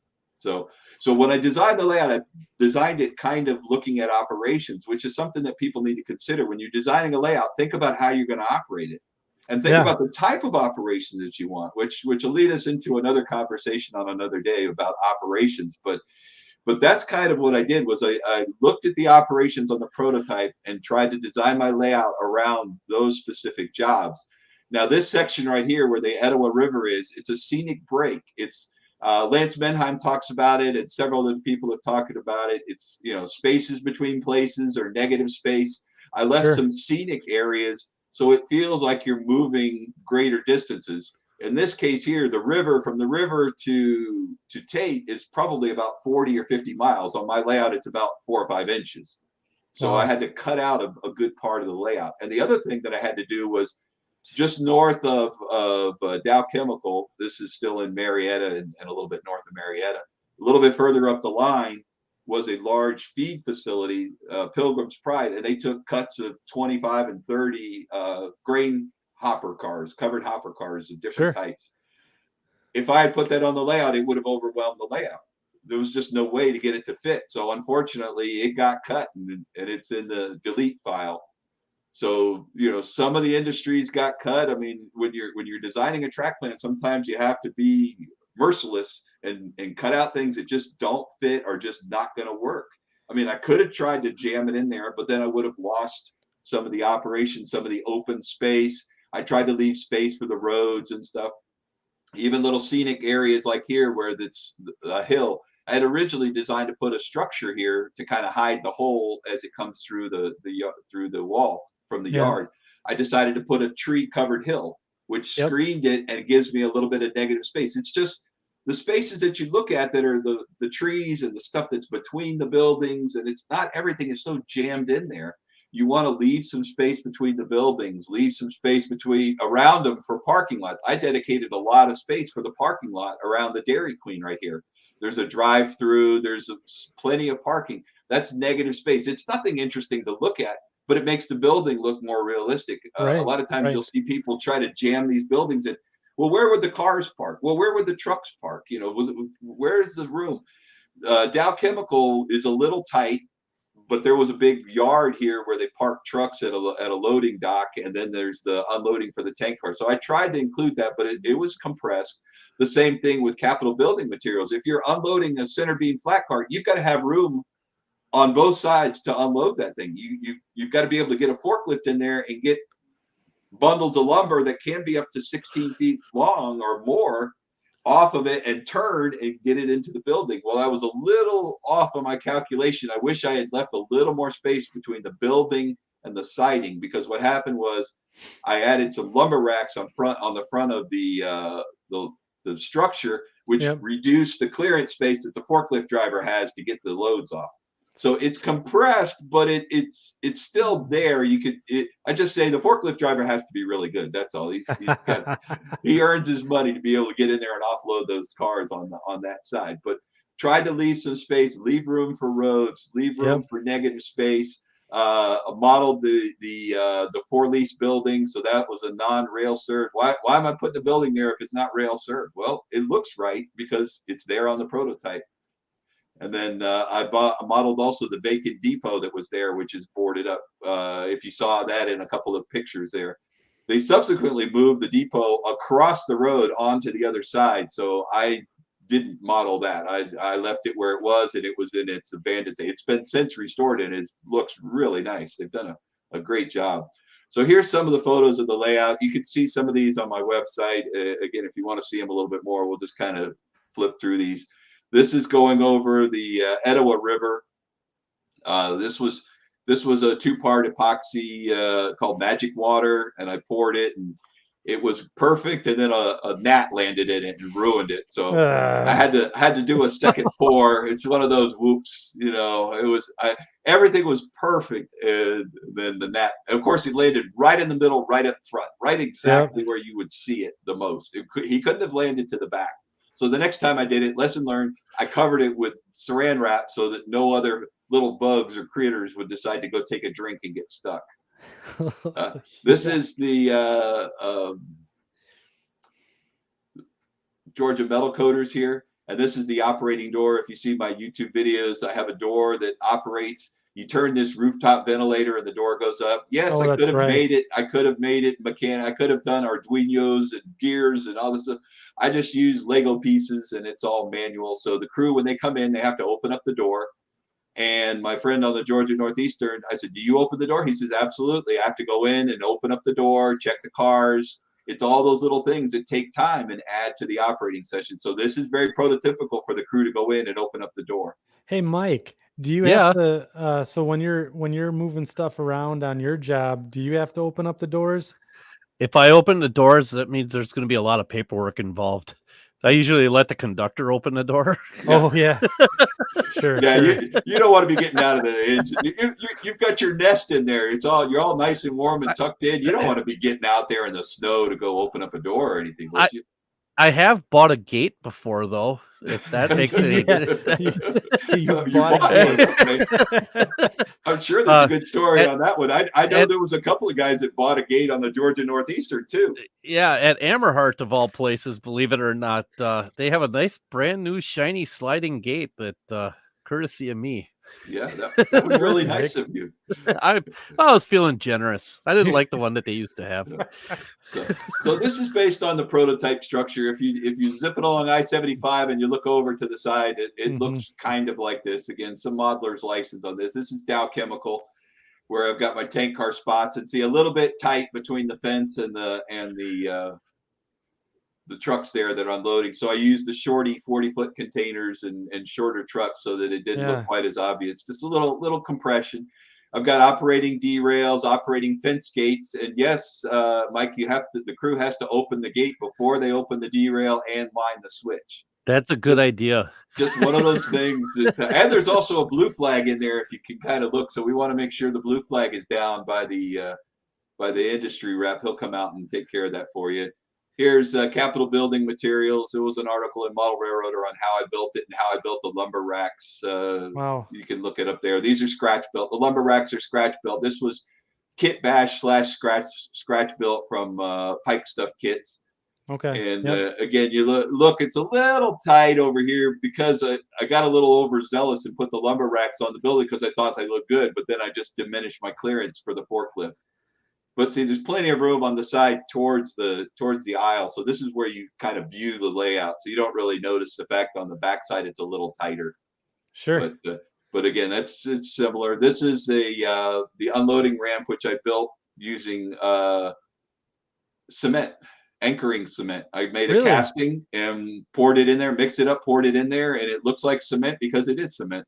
Oh, it's perfectly colored and everything, and then I put some yellow liner on the edge for the safety line, and then a little bit of weathering for some of the rust and stuff coming out. Because everybody knows that a yellow line keeps forklifts from driving off the edge. That's true. On the prototype though, there actually is a guardrail on the industry. So are those pallets full of bricks? Yes, that's the facility that I'm modeling was not actually on the Georgia Northeastern. It's on the Norfolk Southern Stone Mountain Industrial Lead, and it's just a few miles away from the Georgia Northeastern. So I just kind of pushed the reality a little bit. There was a team track on the Georgia Northeastern, whether they unloaded bricks and blocks. They did things. As a railroad, as you know, things come and go on the railroad. Well, that was an industry that came for a while and then kind of went away and then back and forth. So I'm not pushing it too far in that. Yes, they did unload bricks and blocks at one time. That's cool. Yeah, we used to have a place in Green Bay called Hawker's Brick that we would spot box cars in, and I don't believe they're a customer anymore. Yeah. So this is Highway 53, which is taken in Tate, and this photo backdrop is actually taken in the prototype location. So I was standing just past the tracks on the road, making sure no cars were coming, and I took a photograph of the road as it curved away. So that is what the backdrop is. It is actually the same highway, and I blended it in, used a little Photoshop magic to kind of blend it all in. But yes, when I took the photo, the depot is off to my left, the road curves off to the left a little bit. On the prototype, the structure was actually closer to the road, and the grade crossing signal is unusual in that it was on the wrong side of the road. It was actually on the other side of the road because the building was too close. It would have blocked the view of the grade crossing signal. So interesting. On my layout, I did it as a traditional grade crossing, but the prototype, if you look at the photos, the other one is actually on this side, same side as the one that's closest to the camera. There was another one on the other side with it turned slightly for the road coming up. There's my version of the depot. Not quite. This is a kit that I got. It was a laser wood kit, but I boarded over the windows and kind of weathered it up to make it look like it was no longer in service. Here's a locomotive service facility. You got the sand tower, the fuel pump. There's the wheels, the fuel tanks with the berm around it, the fence. Again, based exactly off the prototype. Another shot of it here. A little bit shot of the yard. This is my version of Long Swamp Creek because I ended up putting it on a curve. I couldn't really do the bridge, the one like it was on the prototype. So I used, again, a little modeler's license. There is a curved trestle further down the line on the, actually north of the line where it goes over a creek. So I just kind of pushed that one down a little bit and used that. So that was all scratch built. Here's So the I'm marble gonna, industry. I'm gonna Yes. jump in once real quick, Tom. So question coming from the chat, possibly going back to that road scene on Highway 53 there. How far away is the backdrop from the tracks there? The road ends just right behind the car. So a few So I'm gonna inches. say He's gonna. There we go. I'm looking. It's probably about 6 to 8 inches at the most. Wow. From the Holy track cow. to the wall is about 6 to 8 inches. Cool. Wow. Yep. That's. I mean, I like that scene a lot because I just like how you tied the pavement in the model to the backdrop, and it looks pretty seamless from my perspective here. So that's really when really you nice. look at it from one spot, exactly where I took this picture, everything lines up perfectly. But as you know, if you move around or get higher or lower, then you kind of lose that illusion that the road continues into the backdrop. But it's about as good as you can get with the skills that I have. Tom Johnson is one that's amazing with modeling Yeah. the seamless transitions from look up his stuff. I mean, he's out there on Facebook and stuff. Look at Tom Johnson. He's an inspiration to making perfect transitions. So let me move back here. This is the marble industry. These tiles are actual marble tiles from Home Depot. I took their sheets that come, they're 1x2 tiles that come in a sheet, like a 12x12 sheet. And the polished side is actually down, so you don't see it. So you see the rough side, which this is the side that's supposed to be stuck to the wall or to the floor of the shower. In this case, I've scratched it up a little bit, and then I need to go in and write numbers on the ends because that's what they do. Every piece of marble has an ID number, so they know exactly where it comes from in the mine. So if they ever need to get another piece, they know they can match it up because marble varies as they pull it out of the quarry. And then this is Emery's, which is a kit bashed. The unloading rack here is scratch built based on a prototype design. I built one for a friend of mine and said, well, I could build one for me too.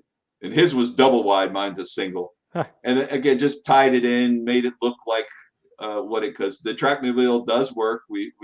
You can only pull a couple of cars at a time. So you pull them out, shove them over here into this track, which is the runaround track, and then park the trackmobile back over on there. And then at the end of the operating session, the trackmobile comes back out, grabs the cars, and that's exactly what they do on the prototype. The cars are picked up and dropped off at a runaround track outside the facility, and then the trackmobile moves them into the facility. Wow. So here's the cool. runaround, and there's a Gone with a couple of the marble loads in it. The industry, which is similar to their office, and then there's a guard gate out there, which they added. That must add quite a bit of weight to the car. Oh yes, it does. Holy cow! Yeah, and the loads are actual marble chips that are glued on top of plaster castings that I picked up. This is the removable section, which is universal alloy. So this is the door that comes in and out of the train room. There's no windows in this room. My wife says it'll be an excellent shoe closet when I'm gone, and yes, it will be. So the layout will be gone, and she'll have some nice place to store all of her shoes and stuff.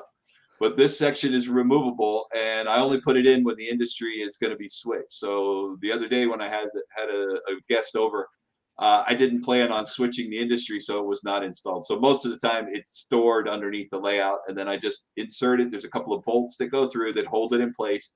You see the plug over here, there's a wire that goes down, and there's a quick plug, and that's how I get my power to it. And you go in, and again, there's your flat car with the loads on it, and you got to come in with the idler car to pull it. And you might want to open up that door before you couple up to the car, Mike, because you don't want to buy a door. Those overhead doors are pretty expensive. I know they are kind of pricey. Yeah, I'll stick with gates. Those are cheaper. Yeah, and then this is the new staging cassette. If you go to my website, I did a blog on it. I did like a 4-part blog on building the staging cassette.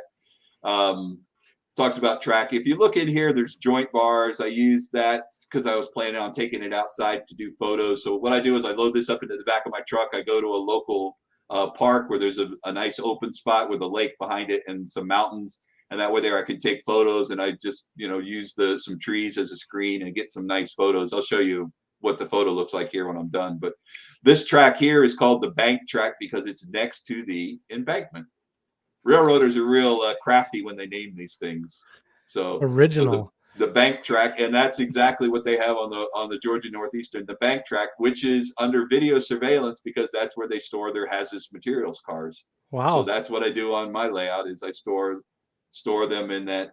And then here is a scratch built. If you remember the very first slide that I showed you of that Georgia Northeastern office, well, it's squished down, but it has the look. It's block on the bottom, siding on the top. This is all scratch built from brick sheet, siding sheet, some doors and stuff, and then the roof. I added the gutters and downspouts and all that other stuff. And then I built this swing gate. Of course, right after that, I see Pelly Solborg does an article on it, and so all these other guys would do it. It's like, well, I did that before they did, but whatever. And then this is what you get when you take my staging cassette outside and you take photos outside. This photo won one of the photo contests at the NMRA division in Piedmont. I entered it, and they went, "That's a prototype, right?" And I went, "No, that's the model." And they went, "You're in the wrong division. It's supposed to be in the prototype photo group, not the model photo group." But yeah, this one came out pretty good. A little photo magic. I added the headlights and a little bit of the flash from the yellow rotating beacon. This is a what's it, River Point Station high rail truck that I put on there, and then of course the locomotive custom painted, decaled, all that other stuff. There was a set of Georgia Northeastern decals done by Microscale a long time ago, so custom painted GONs, all of the covered hoppers, or open top hoppers. I'm sorry, the open top hoppers there, based on the prototype ones. So, but that basically that's the layout. And any questions, comments, suggestions? I know I've been talking for a while, and you guys. No, that's all right. It gave me a break. The one question I've got for you, Tom, is typically, I mean, I know it's an animation, your map and everything, but do you typically only allow like maybe 2 people in the room at a time to operate? It doesn't look like there's like a ton of room. Like you're not going to get 3 might be tight. I've had as many as 4 people in here operating. I work with a 2-person crew, so I have an engineer and a conductor. That way, the engineer, as you know, Mike, can concentrate on what an engineer is supposed to do, which means blowing the horn at grade crossings, ringing the bell, operating realistically. The conductor's over there planning the switch moves, opening up the doors, opening up the gates, flipping the derails. And I like the communication. I really like the communication because that's what I used to do on the Georgia Northeastern was we'd call out shove moves or we'd call out spot moves, so many cars to a spot and that kind of stuff. And that's what I love. And we don't use radios. We're standing a couple of feet from each other. So I'll say, conductor to 9706, back it up for 3 cars. And then engineer answers back. GNR 9706, back it up. And then we'll talk them down, 3 cars, 2 cars, 1, safety stop, all that other stuff. But yes, I've had the way the layout is designed is I can have one crew working up here in Tate, working the Marble Hill job, and the other crew working on the other side of the peninsula here, working Marietta, because they don't interfere with each other, because that one crew only goes up to Dow Chemical, and they just go a little bit over that bridge. They don't come into the yard. So they can work all those industries. So I had 2 guys working that job, and then 2 guys over here working the Marble Hill job. So then, do you typically go and say, "Oh, well, I'm gonna," you have the guys come and do all the switching for you, and then in between sessions, do you take the train to the interchange and come back? No, in that situation, I didn't run the interchange train. Or I did it before. What I did was maybe I ran the interchange train first. And you can run them in any order. It doesn't really matter. So I did the interchange train. Everybody kind of saw how the layout. And then I split the group up, and then the one group did the Marietta job. The other crew did the Marble Hill job, and they were working in separate aisles. Very cool. So, but primarily, what I like to do is have 2 people over. That for me is a perfect operating session. Having 2 guests, and then that way there, I can kind of just stand back. If they have questions, I answer questions, and I just let them run the layout. I don't tell you how to switch. I don't tell you which cars to move. The switch list is there. If you ask, I'll tell you. But I want to see how other people problem solve, because everybody goes about switching a little bit differently. And just because it's my way doesn't mean it's the right way. In the prototype, you've got different conductors. Everybody's a little bit different. Some guys like to do it one way or another.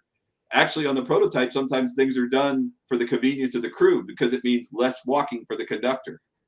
So if we want to play that, that's fine too.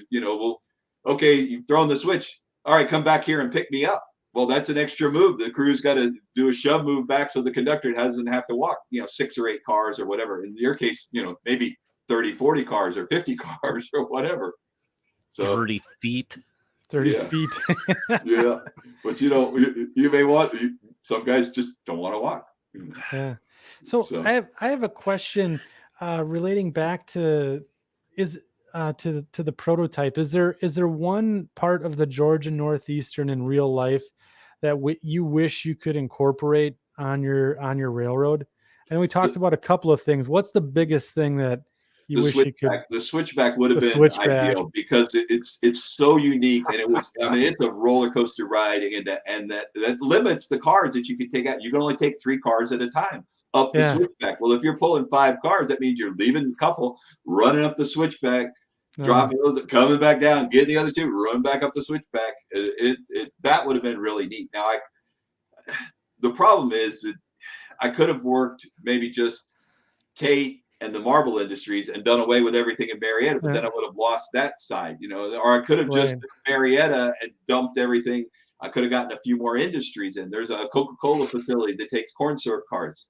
That got cut. There's a few other industries that take lumber. Those got cut.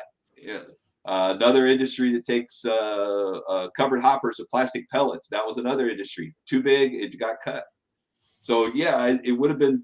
There's a lot of what ifs that I've thought about that a couple of times. But what I like is that it's the prototype jobs, and they take a little while to replicate on the railroad. Yeah, sure. That's kind of what I ended up deciding. Again, if you do away with the locomotive facility, then everybody's got extra locomotives. Where do you store the locomotives? I like to see them out on the layout. I mean, that's I put a lot of time into those, custom painting them and putting lock sound decoders in them. Everything has lock sound decoders.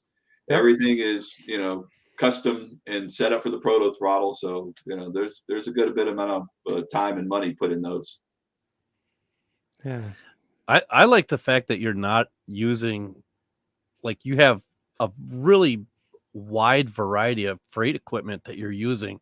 Mm-hmm. Everything from those Ortner hoppers to center beam flats to covered hoppers to flipping trackmobile, for God's sakes. Yeah. Well, that was part of the other thing that I liked about the Georgia. They had a lot of different car types, which makes the train more interesting to see. You've got the Gons with the large marble slabs in it. Again, there's some prototype YouTube videos out there where you see several of these cars going down. They pulled them up, stored them in tape for a while, then they ran a train with 6 or 8 of the marble cars down. Kind of neat. The other one that I've been to a little bit is there's Georgia marble tank cars. There's a couple of them that were produced years ago. They shipped out slurry from Emery's. At that time it was called Georgia marble. It didn't quite make it into my time period, but I bend it a little bit and I say yes, they did, because they did at one time ship in tank cars, and you can find here's the proof here. There's a Georgia marble. This was not custom painted. This is an actual car that you can buy. Oh wow! So it is a Georgia marble tank car, which was funny because I actually had this car in Miami and knew nothing about them. I had gotten a Georgia marble tank car when I was in Miami, and then ended up modeling the industry where it came from. So like I said, I like the car types, the various operations. It was an very interesting railroad, and I was very lucky to find it. And there's something about modeling something in your own backyard that is interesting. Sure. I mean, I've mentioned this before on some other shows that Lance Menheim and I became friends, and that was through the downtown spur. He started modeling the downtown spur. I'm like, well, it's right here. I work less than a mile from it. I had never even considered it. So I started doing research. I was like, oh man, this is really cool. Why didn't I think about modeling this? Well, Lance is already doing it, so there's no point in me doing it now, But that was one of the things that I overlooked what was right in my own backyard. So I said, this time I'm not going to do that. I'm going to look around for railroads that are around the local area here, and that's what I'm going to try to focus on, because it's easier to do prototype research. It's easier to go and see. I'm a very visual person, so I want to see something, and then that kind of gives me an idea on how to model it. So I'm gonna rocket in a couple of questions from the chat. So this one's from Mark. How many proto throttles do you own? Just one, Just but one? I pretty much am only running one train at a time. So that's all I really need. Okay. We got another good question here from Otter Creek in Rio Grande. What is your favorite locomotive? I like a GP38. That to me is a classic locomotive. So 9706 is probably my favorite locomotive. And Okay. yes, Container Man, it's not too critical to say that I don't have enough room for my trucks. I realize that. I drive trucks. I understand. I got a CDL license, so I know how much room you need to turn fire trucks around and turn tractor trailers around. And yes, it got compressed. Things got squeezed down a little bit. And I understand that. It's a model. So yes, if I had more room, I would. The other comment I saw was, yeah, the aisles are a little tight. Yes, it's 28-inch aisles. I wish I had a little bit wider aisles. That would probably be my other thing. Besides the switchback, I wish I had a little bit more room in the aisles. It's adequate for two people.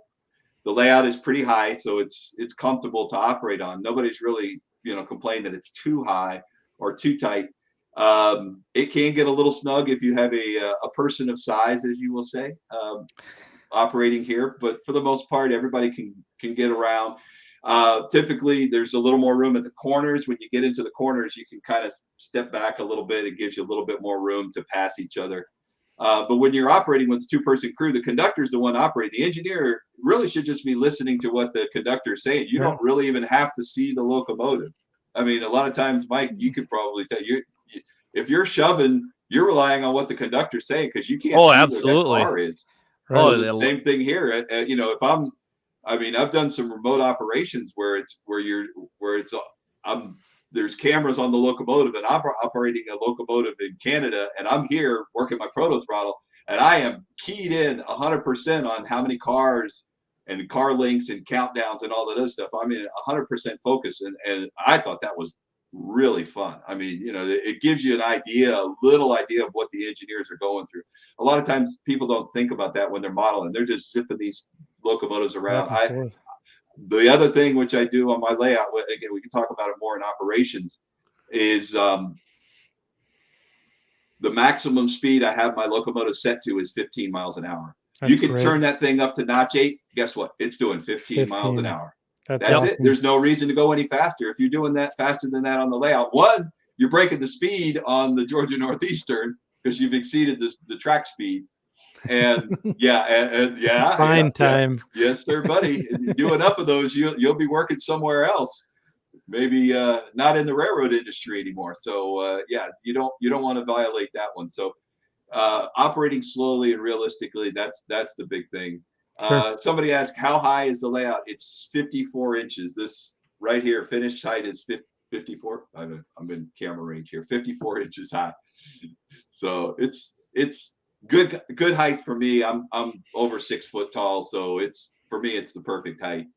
Some of the guys that are vertically challenged, maybe a little bit tall, but they can still reach over. All my switches are manually thrown, so you have to reach over and do the finger flick for the points. I use Micro Engineering Code 70, so you're just doing the finger flick. There's no I keep things real simple. I have frog juicers, so there's power to the frogs.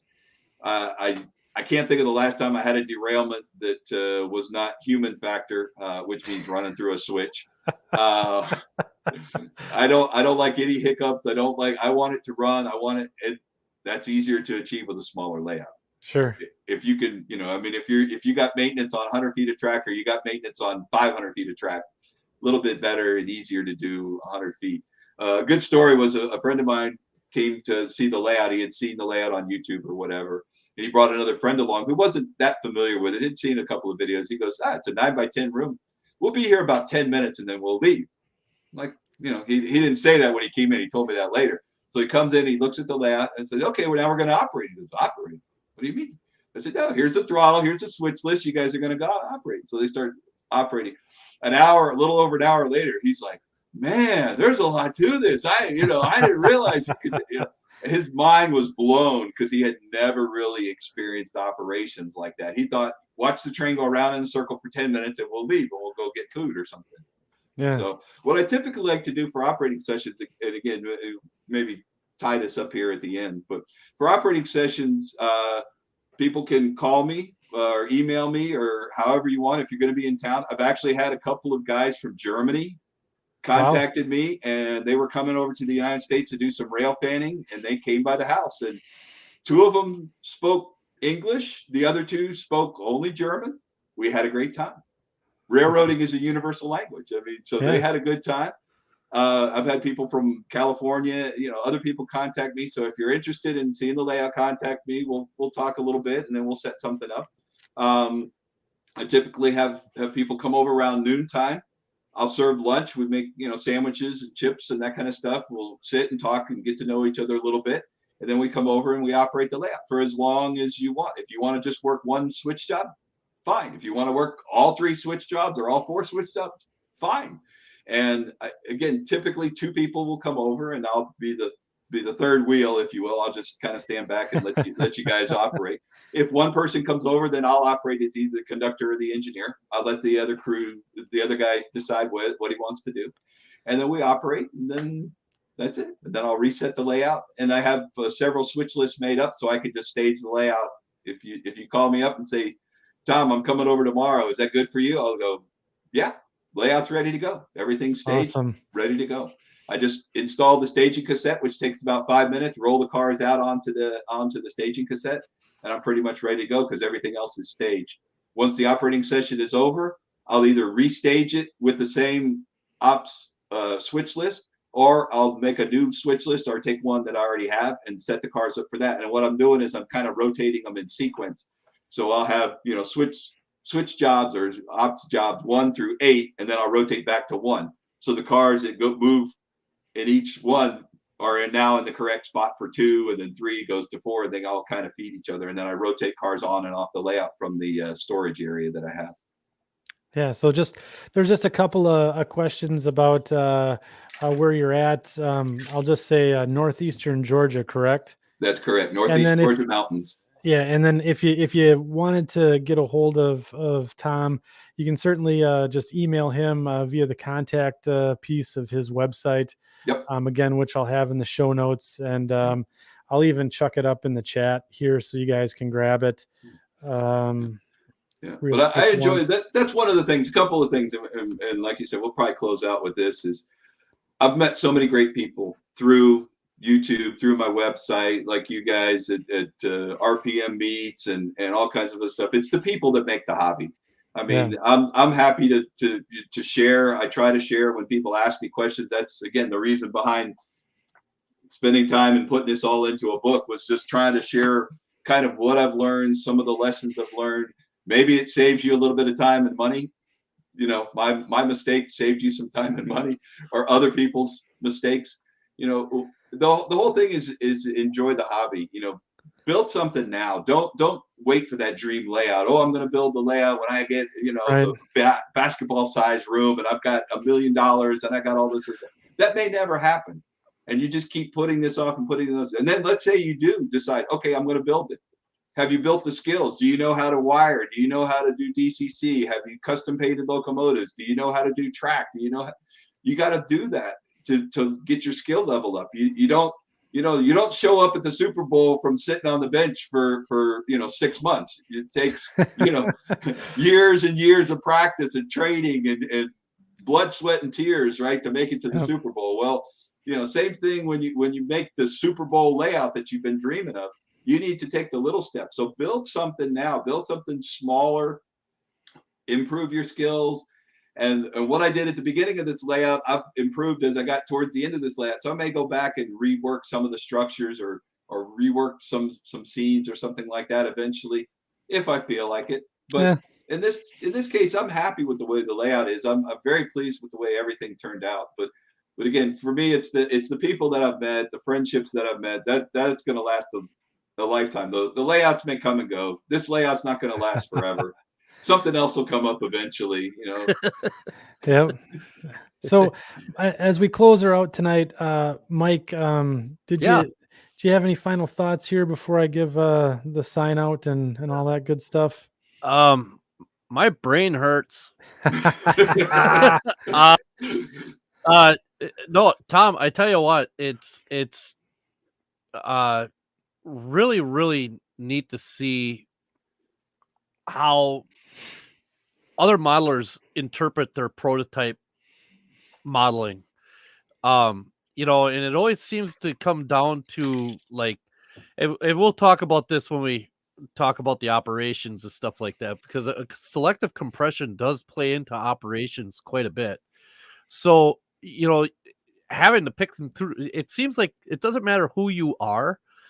Everybody always seems to have to go through the same kind of process. It doesn't matter whether you're doing a layout like yours, or if we're doing one like a big layout like Luke's, like Luke's second sub, something like that, or a giant museum layout. There's always something that is getting compressed somewhere. Mhm. And it's Right. just the process always seems to be the same. It's just I just found it fascinating to listen to the way you went about coming up with how you the hows and the whys you did what you were doing, Yes. and the hows and the whys you decided to not do the things that you did.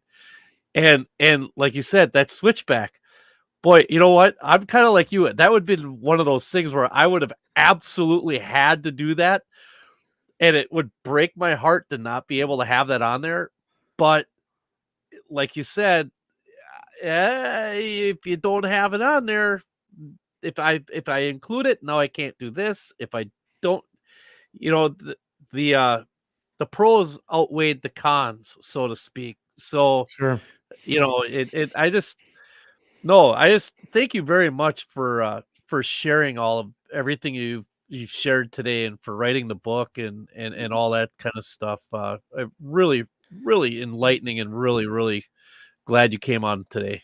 Yeah. Well, Yeah. thank you. And again, thanks to everybody that purchased, purchased the book. I'm just honored that you guys would, spend some of your hard-earned money to read something that I wrote. And I spent a lot of time and effort trying to make it enjoyable. And I hope I achieved that. I mean, it's the biggest thing is, as Tony Custer would say, is it needs to be a good read. So I'm hoping that it was a good read. Yeah. There was a lot of good information in Yeah. there for you. And I understand my type of model railroading, which is the smaller switching, is not for everybody, and that's fine. Some guys love mainline stuff, and that's great. But for me, this is the right layout for me, and that's the idea behind the book: is build a layout that's right for you. Don't let your friends or other influences decide what's right for you. You need to design and build a layout that's correct for you. Well, those truer words have never been spoken, and I have died by those words on Ugh. a handful of layouts. So I mean, So that's what did you come out of this whole thing with, Andy? So I mean, I think that's just it, is the, build the layout that's right for me. And at my stage of the game, and where I'm at in my skills, I think I'm going to work on this 11 by 16 room first. I have some of the bench work done for the other parts, but this is what I want to finish, get the switching part of my layout done and operational, and then progress on to the other things. So I think for me, just seeing how Tom's methods of doing the compression, using the photo backdrops, having the flats as industries, are a lot of the same things that I'll try and take away and apply to my layout, because I have narrow shelf bench work as well, and I'm going to have to compress those things as well to really set the scene. So for me, that was the big takeaway. And then basically understanding how you did the compression of those scenes, because I want to include as much as I possibly can, and I always struggle with having to cut something out. And just to see how you went about it, even though it pained you at times to do it, it was like, oh my God, someone's feeling the same heartache and pain that I'm Yes. feeling. So Well, one of the things I say is that you argue with the tape measure, and the tape measure always wins, because in your mind you have all these Yes. great visions. Yeah, Everything's yeah. going to fit, and it's all going to be perfect. And then you get the tape measure out, and you go, "This is not going to work." And then you get mad at the tape measure, but the only thing you can really do is let it win. Let it. Okay, yes, Yep. I only have this much space.